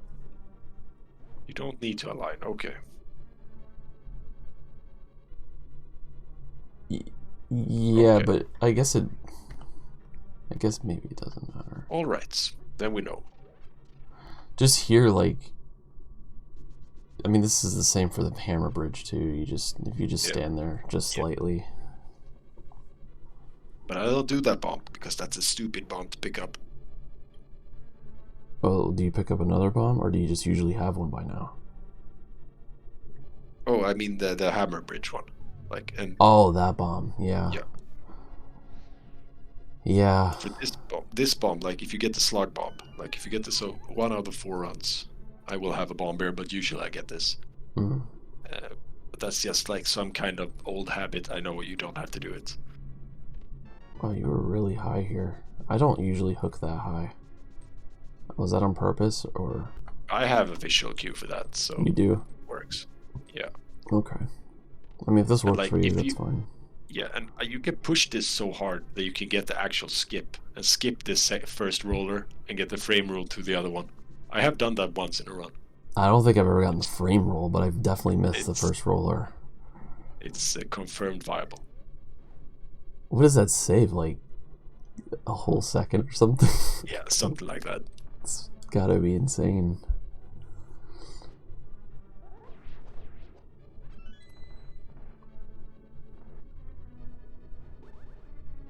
Oh, let's see. These chomps are doing. Oh, yeah. That's I don't know. Let's see. Like when I see him do that, I mean, you probably could have just went right here, but you probably weren't paying attention. It was a bad decision. I was kind of tilted at this point because of the overworld. Yeah, and I can could have imagine. gone left instead. Or right, I mean. Yeah, you could have went right. He did go. This chomp did go down here, and sometimes you're like not sure if he's gonna like still get you because when he's low like this, he can kind of just bounce over to the. Yeah. See, look, he probably would have got you anyway. So in this case, I would have just did the top if I saw that. Yeah. I think I would have went top. Also like, I should have gone for the top, but on the right side. I think that would have been the best play because that's like. Yeah, I usually go. What I usually do is I always go left if I'm going top because it doesn't actually matter. I don't think. It depends on because I could have done the thing where you stand on the pegs. And then walk down to the other pegs. I could have done that on the right side. On the left side, that would have been kind of sketchy. Oh yeah. But yeah, it was a bad decision, but I'm kind of tilted because of the fucking dead rocks. This game can like send you to the fucking moon sometimes.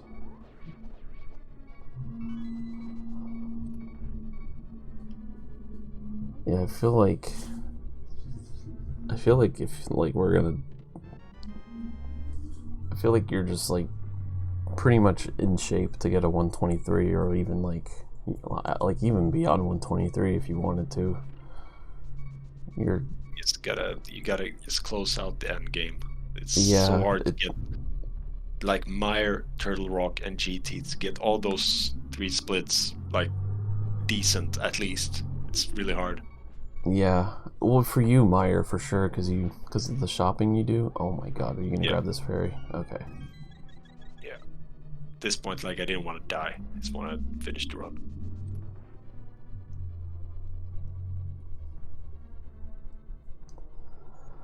Yeah, I think like you're there. It's just one of those things. It was like with me. Like I feel like it's not gonna take you as long as it took me because I was obviously hopefully not unlucky sometimes, but I took breaks. But I think like if you just keep playing, you're gonna get it. So, oh god, I hate that mistake. I think you get hit twice, right? Yep. Yeah. Just drop 5 blocks. Yeah, FSG, Louis and Josh. Oh, I didn't get 123.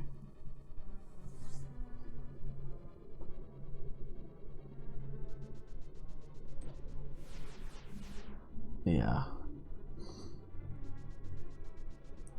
I still. Oh yeah, that was a good reaction. Did you get the Did you get the pixel though? You did get the pixel. Yeah, I did get the pixel, but I stopped one frame too high. Oh yeah, you did. Okay. Oh, he was dashing you too, so sometimes it's kind of risky to go for it there. Yeah, that would have been a bust either way, I think. What's up, working player? Analyzing's going pretty good. I was actually surprised no one else got 123 in 2020. And I do the left block here. Nobody else does the left block. It's just me and WQ, I think. Left block. Place the block to the left instead of down. Oh, like when you're walking up? Yeah. I don't know if that matters. Does it? I don't know. I think it works well for the Helmasaur. It's only I've hit the Helma once in like 100 attempts with the blocks, and maybe it is faster because you're not turning down. It might be better because you got the really aggressive Helmasaur too. Yeah. Like this is the one that's like he'll get in your way.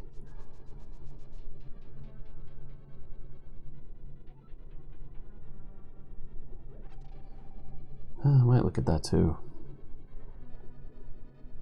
I actually forgot about that. Like that's even a thing. Alright, this better have the poke dash from like closing. Okay, good. It does. It only has the first one. I'd stop doing the second one. I mean, it's no point in doing it here because I'm down so much. Yeah. On my health, anyways. But I think if you don't do the second one really well, you might not be saving time because like the Trinix does some extra move or something, like takes a step to the left or something. Right. I feel like I mess with the strat a little bit, but I'm just a baby and I don't want to do it in a run. I just don't like it. But it's cool though. Like I just feel like I feel like I'd mess it up on a good run and be really mad. I have messed it up a few times, but I think like it's like poking cold stare or something. I mean, it's easier than poking cold stare, but it's the same kind of type of thing. Like you need to move into a kind of precise spot and do the dash, but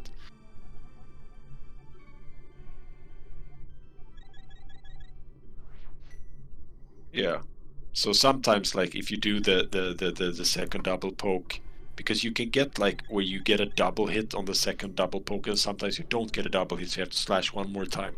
And if you do the second slash, then sometimes this is a 7/16, I think.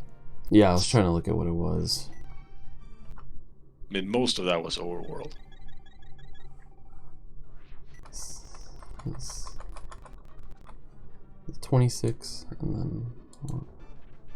Oh, is it? No, I'm like trying to remember the time. Yeah, you're right. It was 16. Yeah. Erie's keeping track.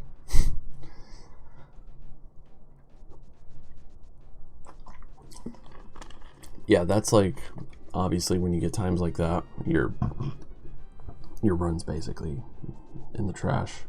I mean, you can get away with one of those in the run. Yeah, if the rest of your run's good, yes, you can. Because I had ice and swamp. Like if it was just turtle rock or just ice, that's fine. Like my PB has a really bad skull and swamp. And I mean, yes, not when you have 5 blue balls, but if you have like 2, some normal number. Yeah, if you should be able to 123 like easily if you get like when I mean easily, I mean like it shouldn't be much of a problem for you if you have like 2 or less. Like you can get it with 3, obviously, yes, or more. Yes, but then my goal was to get it with 3. I was trying to get it with 3 because I would like that. Because I would have been like, whatever, you know, it's a good run still. 1 frame too early and got the long extended hook that didn't do shit. Okay, so I've been messing up this fire snake dash lately. I did some work on it the other day. I'm actually surprised you go for this fucking strat. I hate this fucking strat. The reason why I don't really have a problem with the diagonal boom is the first category I learned was any percent RMG. So I actually never learned the hook strat. Like I've always done the diagonal boom. But the thing is like, okay, so I do get a very good pause here. And then you can think that, okay, so it's a 3 in 4 chance, 75% chance that you unpause on a good frame rule. But it doesn't work like that because it's like you have a 3 frame window to pause out of the menu, and a 1 move menu is very consistent, like time-wise. Mm-hmm. So like if you menu at a certain speed, you might like be more likely to hit a bad window. And I think that's what's happening here because like that should have worked. Unless you get very unlucky. Yeah, I feel like you definitely were in the right spot because I learned this strat in 100%. Yeah. And you were low enough in the warp, it looks like. Oh yeah, no, I like you can see in the pause, like the pause I can see here. This is one of the nudge pixels, and I do the nudge and then I pause like very deep into the snake. Like I think this is an optimal pause. So I technically have a 3 frame window to unpause here, but somehow I managed to hit the 1 bad frame. But I did work on doing this menu faster, like trying to really maximize it, and then it works better. So I'm gonna do that in the future and hopefully get it Wow, more. yeah, yeah, you definitely got unlucky there. That was like a 25% chance of happening with Yeah. that movement. Yeah. But because like I do the menu at a certain speed, it's like, you see what I mean? Because it's such a consistent menu with only one move. So you might often end up on that bad frame. I see, yeah. Yeah, so that strat that he does there is viable. I don't know. I don't think most people would want to go for this in this category. I think you're probably the only one who does, actually. It's me and Ben. Ben DC does it too. Ben does it too. Okay, I go for this in 100%. I think I was going for it in low percent. Yeah, so it is a frame rule manipulation, and it is very precise to get. But the way that room works is that even if you don't get it, you don't lose time. That's like the whole theory behind it. If you get it, you save over a second. If you don't get it, you blow it. As Josh said, the problem is the diagonal boom. Because that's if you want to be 100% consistent with diagonal boom, it's a one frame window. If you miss the frame, you have to rely on frame rules. Yeah, that's like the only thing I would hate about it too. Is that bullshit. That's the. If that wasn't the case, like it's kind of a no-brainer strat if you're at a high level. I think. Like, yeah. Just the dash. I understand it. Like, I understand going for it, but you do have to be good at that diagonal boom strat, and I hate that fucking strat. And it's such a big, because people always said that like frame rule strats can never be consistent. Like you can't manipulate frame rules and blah blah blah blah blah. And then I just, this was one day I just realized that this should work. Like this is how this room should work with the switch and the iframes and all of that. And it turned out it was working exactly as I thought, and there was a good window. So it's such a cool strat, like the whole theory behind it. So I guess I have to do it. Yeah, I feel like you definitely pioneered the frame rule stuff, because I know before everyone was pretty stubborn. I know I was pretty stubborn on that stuff, but that's the only one that is actually like consistent and has like a solid foundation in terms of a setup. There are no other frame rule setups anywhere else in the game. Well, even the one in Meyer is like worth going for. There's like no reason not to go for it. Yeah, the one in Meyer is just a pure gamble, but it's like you're still gonna get hit. So but you're gambling anyway too. Like All right, so I wanted to see this. Oh, you just had a weird menu. Like, did you mean the menu there like that? I forgot. Like I forgot I was on the bombs, or I had the bombs. Okay. Because I got the bomb drop in TR and I forgot about it, and I opened the menu and I wasn't like prepared to do the bomb menu. But when I saw it, I just did the 3 left moves. Like as just a reaction to seeing the menu open. Okay, yeah. That actually messed me up yesterday or the day before when I went for the mic arrows. Yeah, if you don't remember that you have the bombs, like you're gonna blow it. And I dropped bombs before I went in even, and then I still forgot about it. Figures. Yeah, working for 124 is still a good time. Definitely a good time. I think anyone who gets one has definitely done their homework in some shape.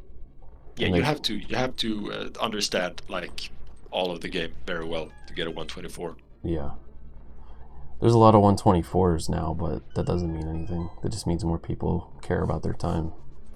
Good mimics. Yeah, I want to go back and yeah, your mimics are really good. I've seen them before. I knew you had pretty good understanding. I don't even do this one, man. I can't. I'm so fucking bad at it. I don't know why.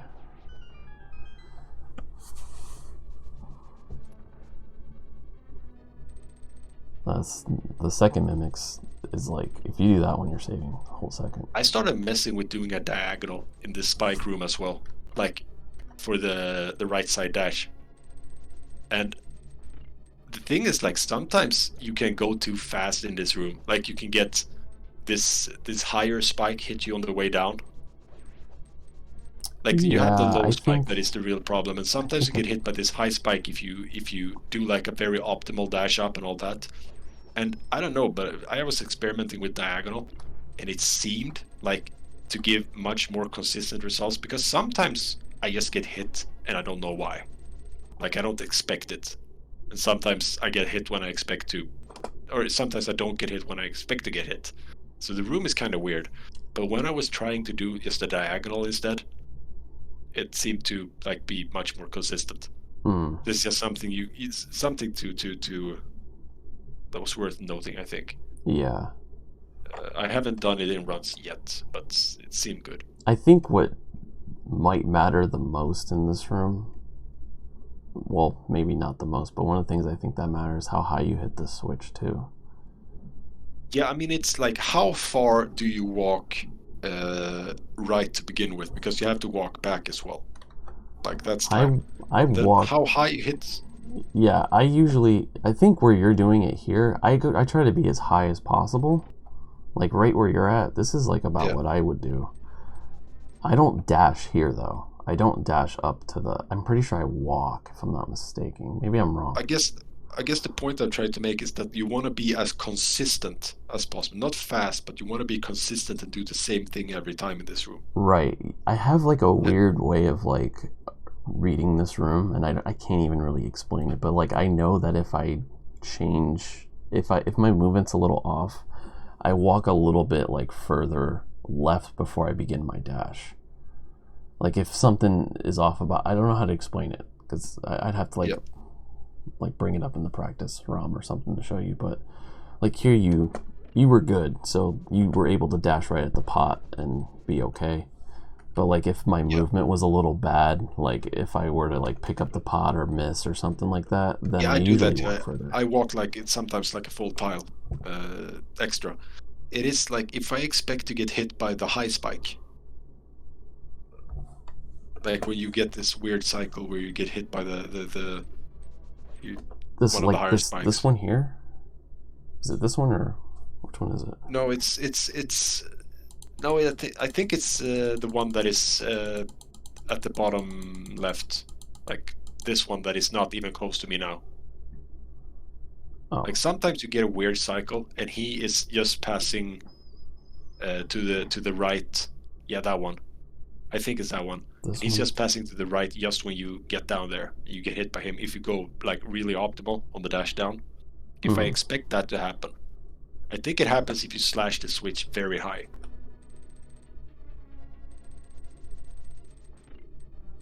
It might be, yeah. If you slash the switch really high, you can get this weird pattern, this weird cycle, where you dash into that spike. And if I think that is gonna happen, I move a little bit more to the left, and it's usually fine. I didn't have to slash there, I don't think. Yeah, I wanted to look at that. I'm actually like not very good at GBC. Like I never like learned all the tricks. So when I saw this slash, I just like I almost always slash because it works. Unless the first cannonball is really late, and then I just dash. Yeah, I don't think you needed to do it there, but there's a couple like flowchart things that I do now, but I need to really like look at this room again and just sit down and like it's a comfort thing for me, because I can do this room like almost completely brainless with the slash, and then just dash if the cannon is the first cannonball is late, I just go. It works very well. Yeah, Josh, I'd like to see that back up. Okay, so check out this Gauntlet 3. I think it was had something in it. Oh my god. That's pretty epic. The thing is, I did it kind of wrong there, but the place, if you dash, if you shoot from the tile next to the gap, like I was a little too far to the right here, but when he goes all the way up, he will stop like at the conveyor, like he does here. He always does that if it goes up, and then he decides what he want to do, if you want to go left or right. But if you shoot from this spike tile, like just right of the gap, like a little, like half a tile more to the left where I'm standing right now, I think you can always hit him if you do it right. I got lucky here, and he kept walking, but this is like a half gamble, half viable strat. That's funny as fuck, dude. Like, I've never seen that before. There is a strat, maybe you've seen it, where you arrow here. You arrow, like, from this spot. You arrow to the left, and you can get him inside the... Well, that's if he stops, but then you can just slash him if he stops there. Yeah, I know. Like, I don't ever go for that, but I remember there used to be a strat where you would arrow this guy. When I was playing any percent RMG, now when I was grinding for the 25, I spent a lot of time in this room because you don't have any fire rod or any shit like that, and you really don't want to get messed up in there. So I tried all these kind of bow strats, and that particular thing where he does that, it is like a viable strat that can like save you a lot of time in that room. Yeah, that's better than the fire rod too. Like, honestly, if you can react to that, that would be better than using the fire rod. But as I said, I kind of messed it up here and I got lucky. You want to be a little bit more to the left, because if he would have not, like, he can stop and just stand still for a while, and then like this arrow wouldn't have hit him, and he can also walk to the left. But in this particular instance, I just got lucky and he kept walking. That was a good reaction still. Like, you obviously pulled it off. Like, it's one of those things where, like, yeah, even if it's like a weird gamble strat like that and it works, like, who fucking cares? It works. Like, yeah, it was an actual strat. Like, I had a plan, I knew what I was looking for, and I did it and it worked. So that's... Yeah. Also, this arrow, so is this like what people are doing now, the arrow thing? I think that's all. This arrow, yeah. A lot of us, like, this is the one RNG that is a problem if he keeps walking left down there. Why like, doesn't... Is there... kind of annoying. What's the problem with there? What's the problem with walking and slashing, like, right out of the door? It's slower and it's harder. Is it really? Like, because you need to, like, the slash is 17 frames. You need to move to a specific spot before you slash. Like, if you slash too early, you blow it. With the arrow, you just instantly shoot, and it's 16 frames, and then you dash. So it's faster, and it's easier to execute. Huh. I mean, the slash is still... I mean, it's probably like 10 frames difference or something to do the slash. And, like, depending on what RNG you get at the bottom, like, it might be better, it might be worse. Who knows? This was also one of the things that, like, when we played low percent, like, it's a really good strat because it can help you kill the guy because you need to hit him twice. So we did the arrow there, and then, like, some reaction to whatever he does. But then I just carried over to any percent because I think it's just such a neat and easy strat to do. I have to look at it again, I guess. I think the only thing that's, like, stopping me from wanting to do it is just moving the menu for the fire rod. I don't think it's bad. I don't think it's... Go ahead. Yeah. No, go ahead. The best part is I stole it from Christos. So this is actually a Christos Owen strat. Hey, Christos came up with... Or Christos had that movement in Ice Palace, the Moblin screen. He was shamed, but now he's a legend. Yeah. So, alright, I guess I'll look at this again, but I feel like... I guess I'm just surprised that the slash is that slow. Or maybe that's just me.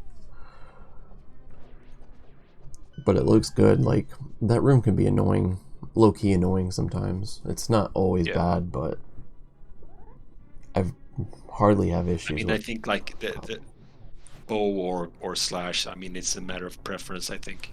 Like, whatever you feel most comfortable with. Like, it's not gonna make a difference.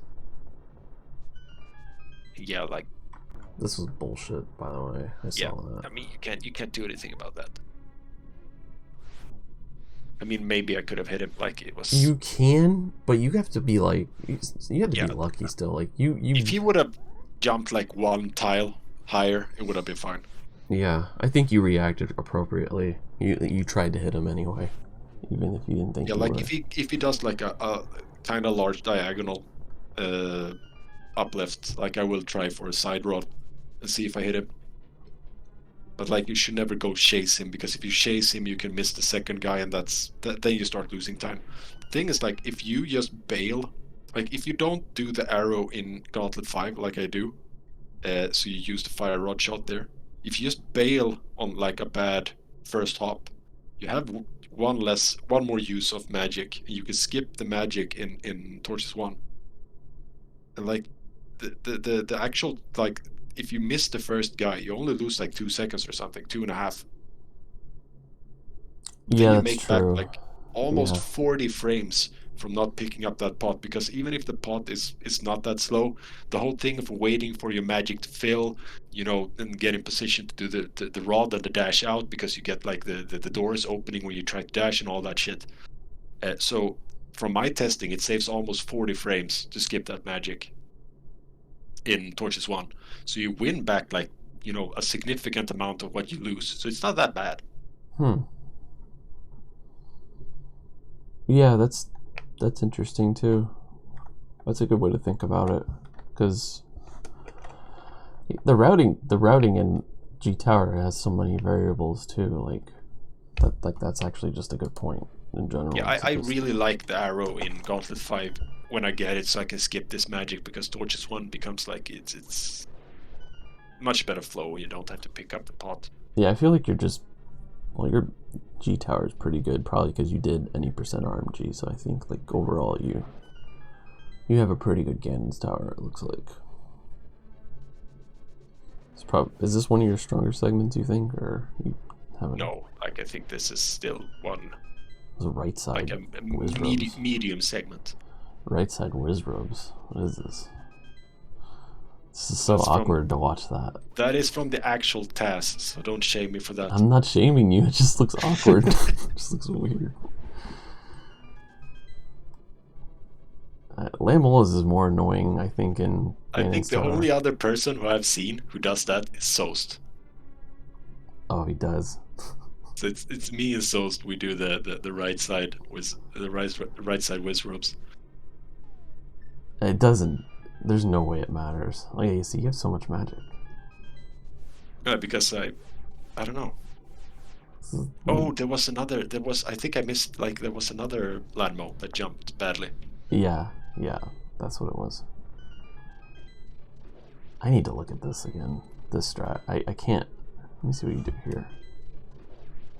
Like, I can't seem to get the push against the Medusa head there. Let me just see how your movement is, because maybe I'm doing it wrong. It looks like you start moving like in the middle of the spike floor. But I guess it also matters on... You should probably look at Doom Tap if you want, like, because he's much better than me at this particular thing. Yeah, I should learn that. That's something else that I need to, like, just know. Then I don't menu to hookshot here for vanity reasons, because I want to get the jingle skip without the hook.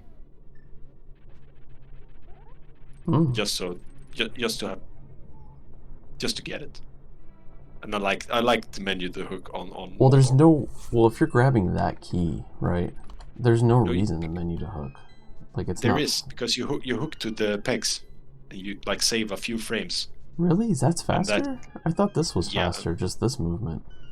No, you want to hook. You want to hook to the left. To the blue pegs. Oh, okay. I believe you. It's just weird. I didn't think about that. I guess normally you wouldn't hook shot there, I guess, if you were like if you were gonna hover. So that makes sense. Yeah. That's probably why I thought that. You can still menu to hook even if you hover. WQ used to do that. Really? Why would he do that? Just like, for... Because it saves so much time on the blocks, so it's like only like 20 frames slower or something. Oh, and then okay. he liked to have the menu on Ganon. And then here I get robbed on another 2 cycle. Because I'm actually never lucky. What the hell are you doing? Oh my god, that almost worked. Wow, that was good. I almost shot on you for that. I've never seen that. Does that always work? I mean, I saw Doomtap do these kind of bottom damage boosts, and I kind of like them, depending on like the top positioning. This would have worked if he shot an actual energy ball. That was a good fight. It was really good. I wouldn't have done that. I don't think I would have done that. But you got both hits, or no, all 3 hits. So yeah, can't even. Like... I mean, it's really hard. Like with that particular pattern, like to get both those hits from the other guys, and still like you have to react to a potential blue ball from the real Aga. Like the timing. He's spawning kind of late, so I would have had time to slash them before he shot. Yeah. But then like you have to go from the side, and the angles are kind of awkward, and I think the bottom slash it's just easier. Yeah, I'm gonna have to try that. That looks really cool. Sick. Yeah, I'd say that was a good Ganon's tower overall. Yeah, I think it was like a 704 maybe. Is it? Damn. 704.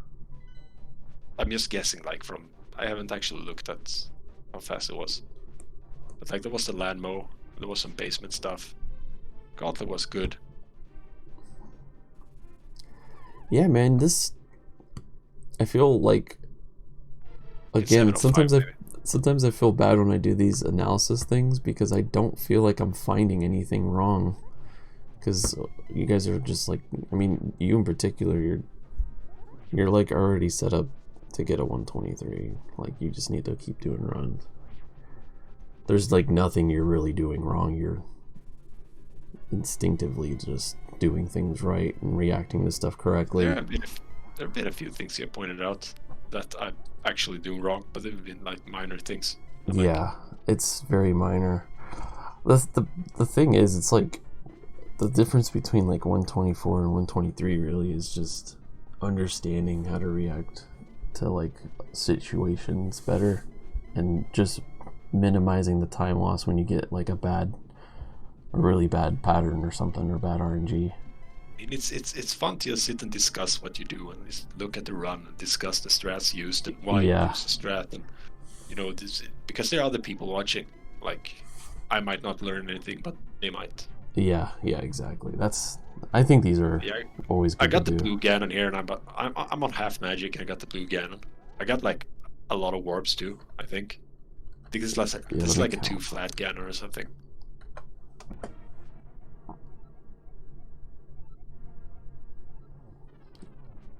Yeah, I want to count the warps. I'm sure your Ganon's like good though, because RNG, you have to be good at Ganon. Well, the lamp Ganon is different. Yeah. Well, I mean, just like the first 2 phases, you don't have to worry about much here. But like the first 2 phases, that's like you should never mess that up. Mm-hmm.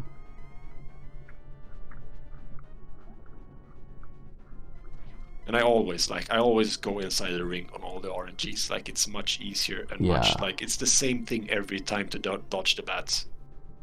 Mm-hmm. Yeah. I that's why I switched. I used to not do that. I got 7 so far.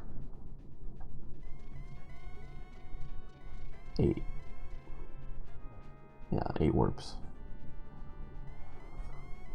And then the blue. You were probably, I think you were just too early here. Yeah, I was too early. Yeah, you were like a couple frames early. You would have got that. Yeah, I like that. That kind of sucks because now I can't miss. Balls of steel, man. And if you're confident in your Ganon fight, you don't have to worry about magic. But that pattern there, that's the hardest one to hit. I mean, do you agree, or? I do agree. And the real problem is if you do the cape spin and you get something like this, because the torch will go out later relative to when Ganon lands if you do the cape spin. So very often will go out at a very, very awkward time. So it eats your input or eats your slash, or just like you can't barely not even get this because the torch goes out just as he lands or something like that. So like when you do the cape spin, it's very often that you will mess up the following cycle because of that. Yeah, that's the only thing I didn't like about cape spins. I'm glad that you pointed that out, actually, because that's something that does happen. Yeah. I guess the only thing I had to say about this is that what I usually do when I think I'm getting this pattern is I stand here, but this is obviously fine too. But this, I think this whole... I stand so I can hold right straight up into him. Oh yeah, that's true. I mean, usually I think I'm here because if I'm not sure if what he's gonna do. But yeah, you're right. Because if you're here, you just hold. Your release probably right here, right? Let's see. Yeah. So the idea is when I get this pattern, I want to walk just straight up like this. Wow. Yeah, that was good.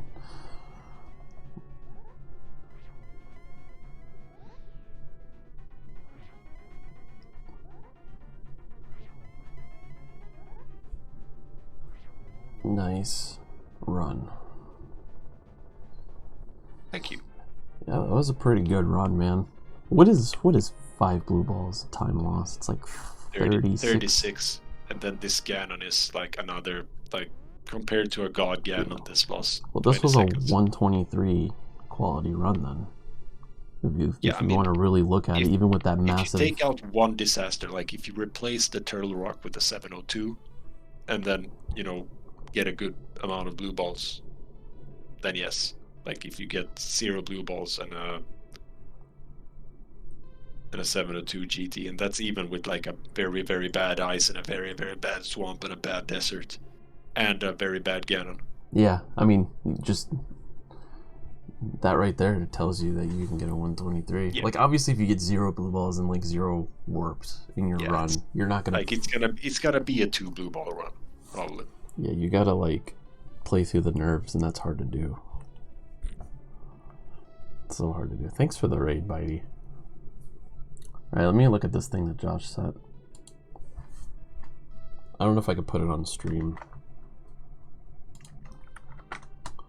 I'll post it again. This is the backup he was talking about.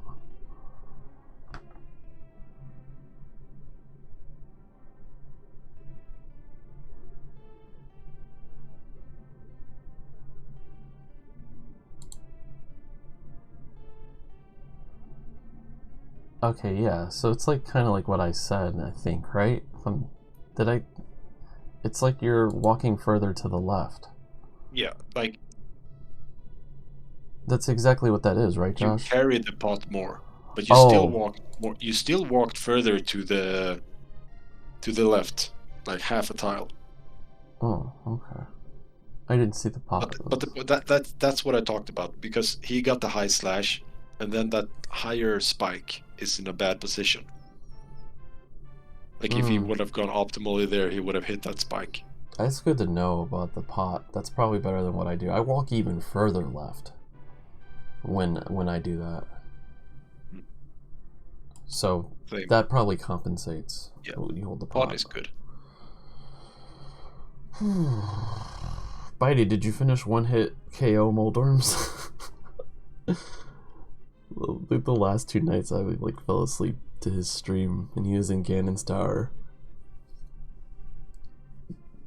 with the one-hit KO.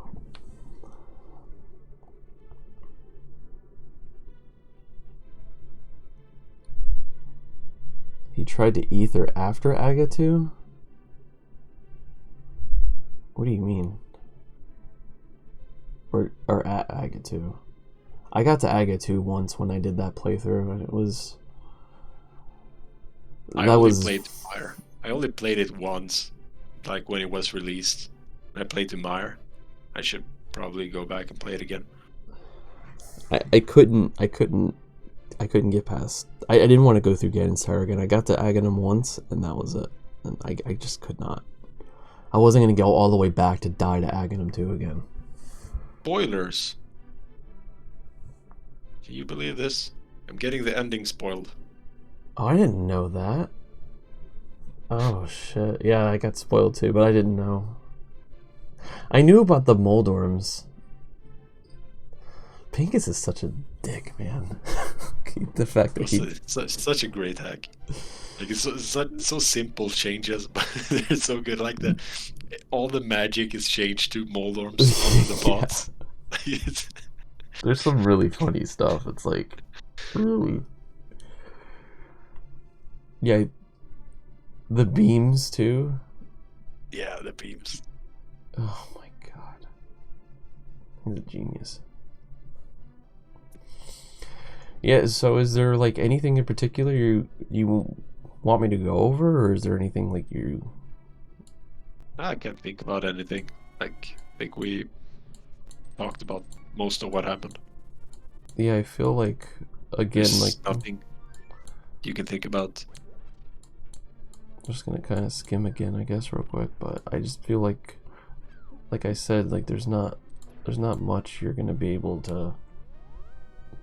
The thing is, like, you have the understanding of like the core values of the game. I feel like already, where you understand that you're supposed to be reacting to stuff properly in certain rooms. Like you're already good at that.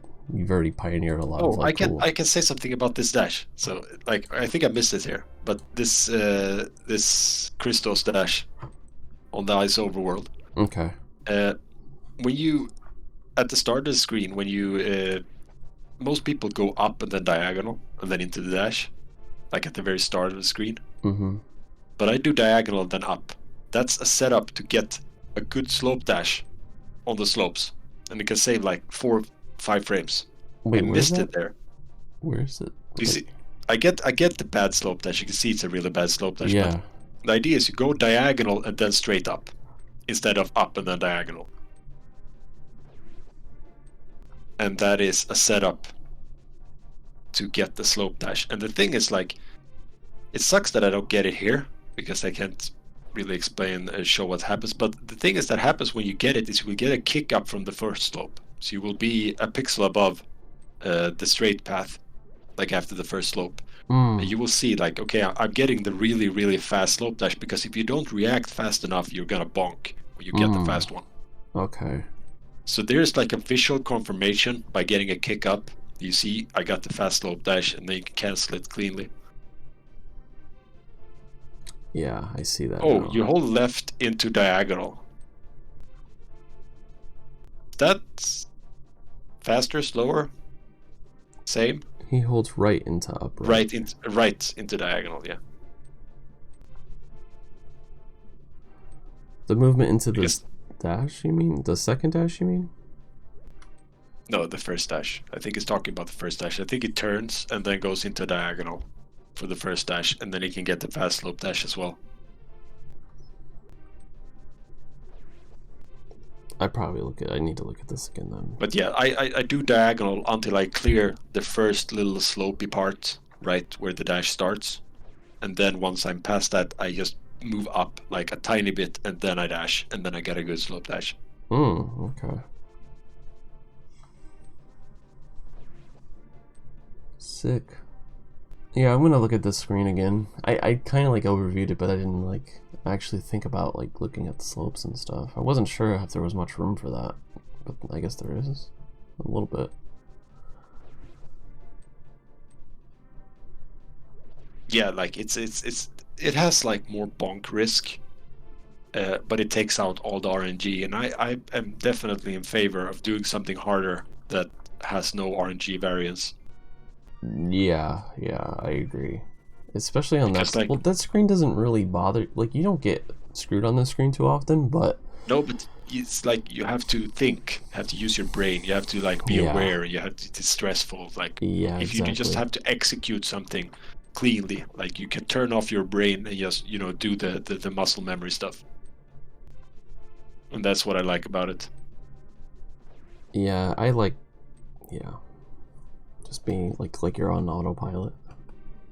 Yeah. How to what? Does someone tell me how to do the bridge screen? The way FSG does it here is like exactly how you should probably do it. Like, you don't want to you don't want to like dash. Let's see, like you don't want to dash into the like the whatever you call it. If you go further than this, you can get hit. Yeah. But I think where I'm stopping here is like as far as you can go without risking to get hit, I think. Yeah, I would say so. Entirely sure. Yeah, you want to make sure that you're stopping your dash kind of here. Well, do you? So this is this is the last frame. I don't like doing this personally. I like to be as far right as possible and then just kind of walk into the warp. But I mean, this is like a preference thing. I'm really bad at stopping the dash inside here, so I don't do it. So I do the menu is helpful there. So just like do a diagonal and then pause. Yeah, you can menu here too. I menu somewhere else, but the menu works here as well. I think this is like... You can do this a very light tap on the D-pad. But the thing is, like, if you don't get the alignment for the dash up, you're gonna have to cancel the dash before you get into the gate. Because otherwise you will bonk. So, like, you kind of have to be ready for that. So that's why I like the menu, because I can kind of adjust and see what's going on. And like, I can use it for both situations.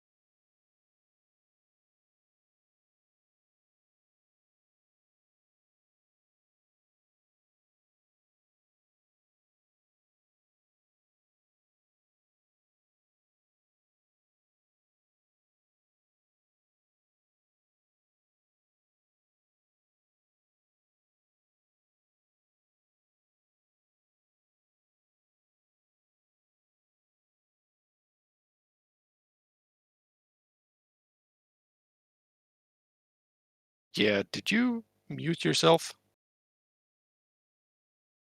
Am I also muted?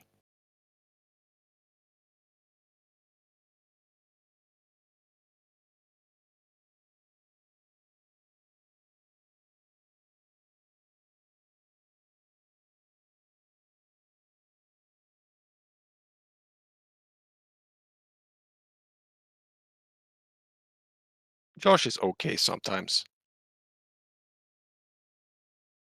Mediocre.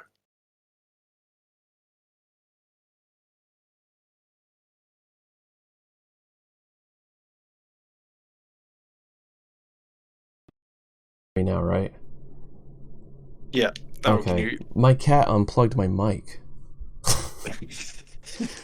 I'm like talking to myself and I'm like, hey, like asking a question and no one's answering me. I was wondering like if you did something else, but then he started moving the mouse like as if you were showing something. Yeah, I was Okay, so what I was gonna say was I think someone posted in the Discord that you could walk up this side of the sign too. Yeah, Doomtap showed me this right side of the sign thing. I don't know if it's any good. It might be. Apparently it helps with this guard, so that was just something I wanted to just point out. If I don't have a clip of it, unfortunately, but yeah, I haven't tried it, but you just basically just walk up on the right side, and then that manipulates the guard to be like not as far down or something. Maybe it turns into another direction. I don't remember the details, but it does something to the guard. Yeah. So I guess if you're having trouble with this guard, you can look into that, I guess. But I don't know. I haven't looked at it myself, so I can't really tell you. But if I miss the dash cancel and I go too far left, I will usually still take the dash and just gamble. Yeah. It's the same with like the castle screen when you go into Aga Tower. Like if I overshoot that dash up, the nudge dash, I would just take it and pray. Yeah. That one's a little weird because like that one you want to nudge the. I think you want to nudge the. Because if you're on the grid, which you would be, I guess, because you normally get this nudge here from the bush. Yeah. Yeah. That rarely happens, but it can. But it's so scary. This dash is so hard for me to cancel properly. Like the dash cancel before the nudge dash. I often cancel it like just a tiny bit too early, so I have to redash. Yeah. I think the lag is like not really helping. Yeah, lag is annoying. This is like a very low lag screen, this particular one. But usually you get like a lot of lag there.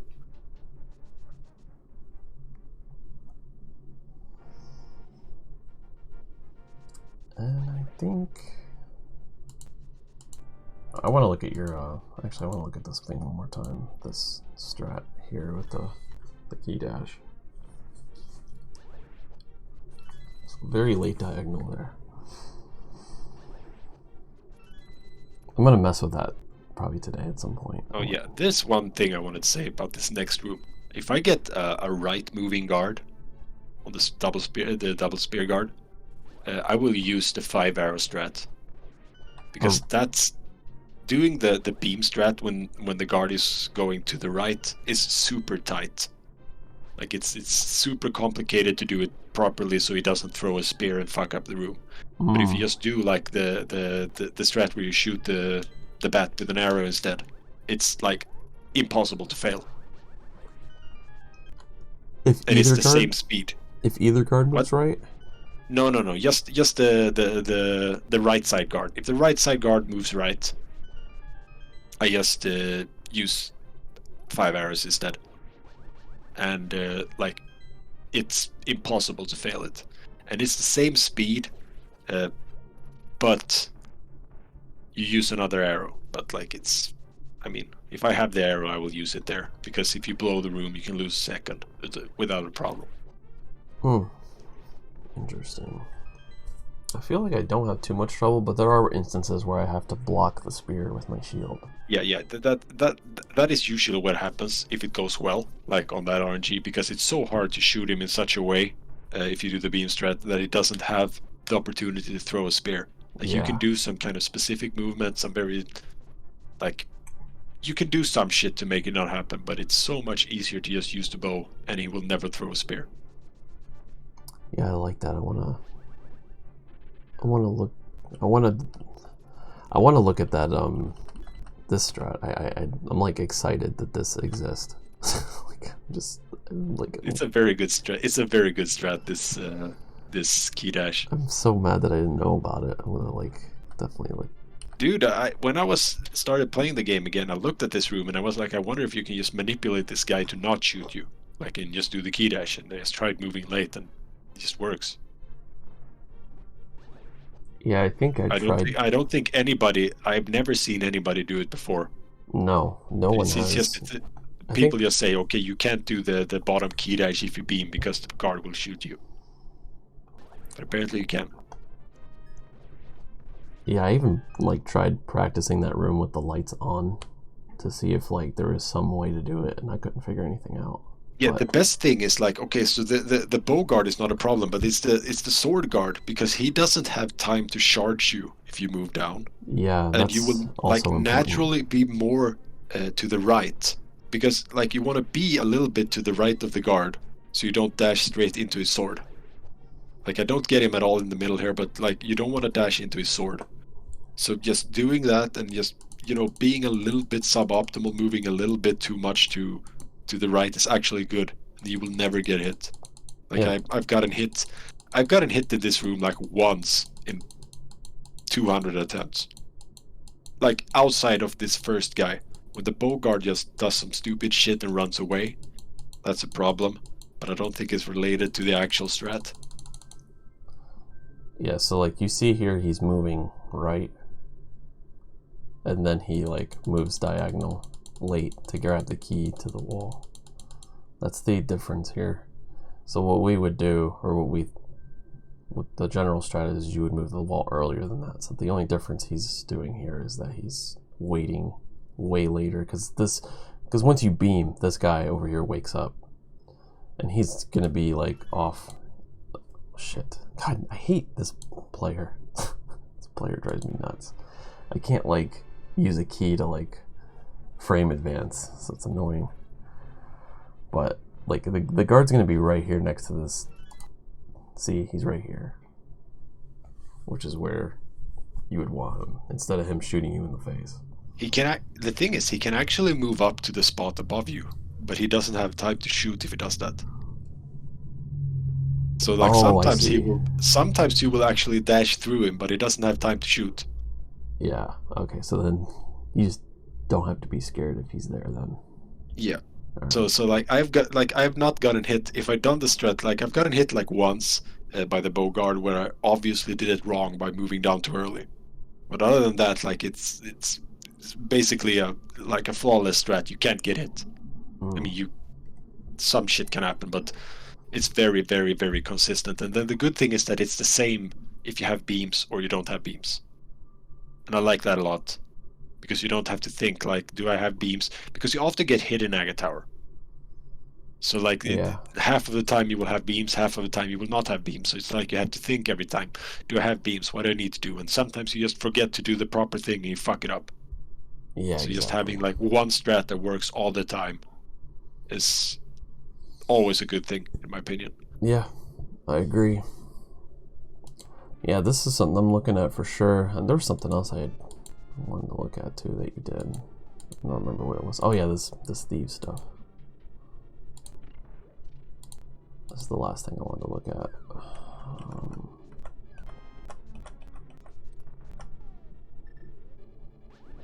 Have you seen the videos I made on the bottom gibbo patterns here?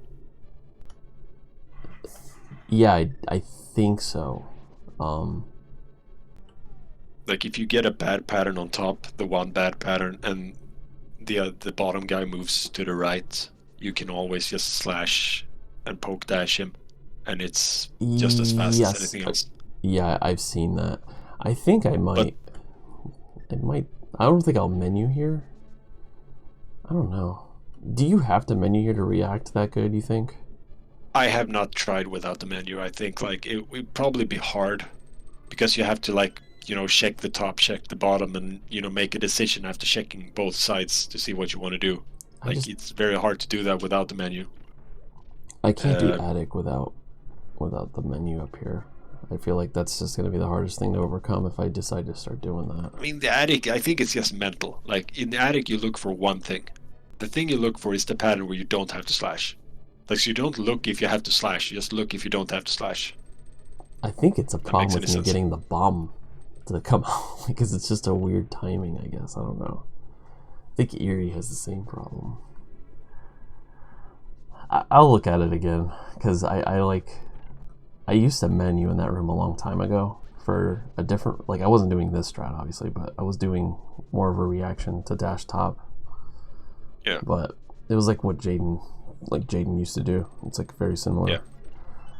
And this strat was different too. Initially took it from GT5, like using the menu there. Yeah, it's honestly like it's like the menu. If you can handle attic without it, like because attic is a higher risk. Like you can get hit a lot and fuck up royally and lose a lot of time in attic. But attic, the RNG in attic is generally easier to react to. So the menu has more value in pre-Hellway.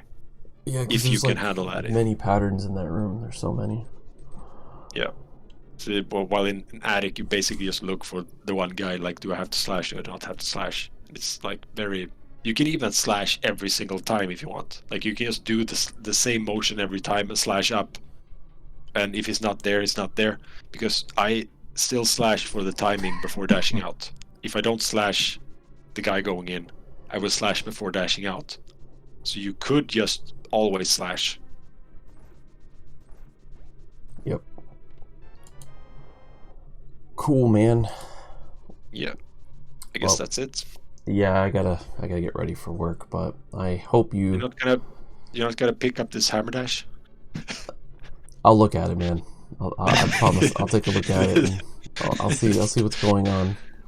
What does Josh think of that? Actually, I want Josh's opinion on that. I think Josh was there when I like investigated it, and we concluded that it was actually fast. Like we couldn't get it faster than Dom Splice, but it was still fast. The thing is that when I first thought about this, like it was when Eddie found the bombable wall thing, I immediately like started thinking about every other place you could use it, and I came up with this. And then I like measured it out, like I measured the distance and counted the frames, and I concluded that it couldn't possibly be faster. But then I started trying it, and I got pretty good times with it. So, like, did Dom even try it? Because I wonder if no, I don't think it was known. Like, I don't think anybody knew about it because I found it and I measured it and I concluded it was bad and I didn't say anything. Then I just like he could probably like try to pull out an extra frame out of his ass or something and try to beat his Dom Splice time. Yeah, maybe. But yep, let me see if I can find someone to host real quick. I'm sure someone's doing a speedrun at this point, right? It's late enough in the day. Are you gonna do any runs? No. No? Hey, not now.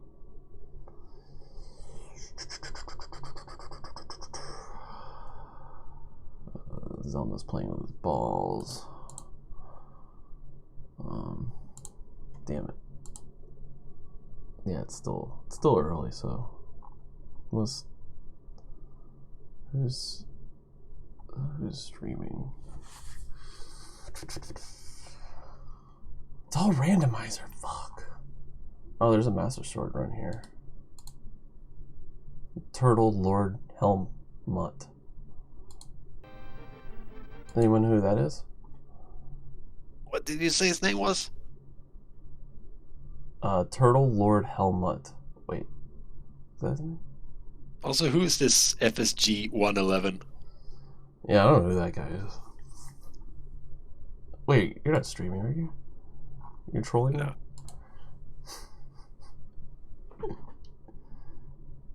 Yeah, refresh. Nope. I could host this guy. I don't know who he is, but he's doing Master Sword, though.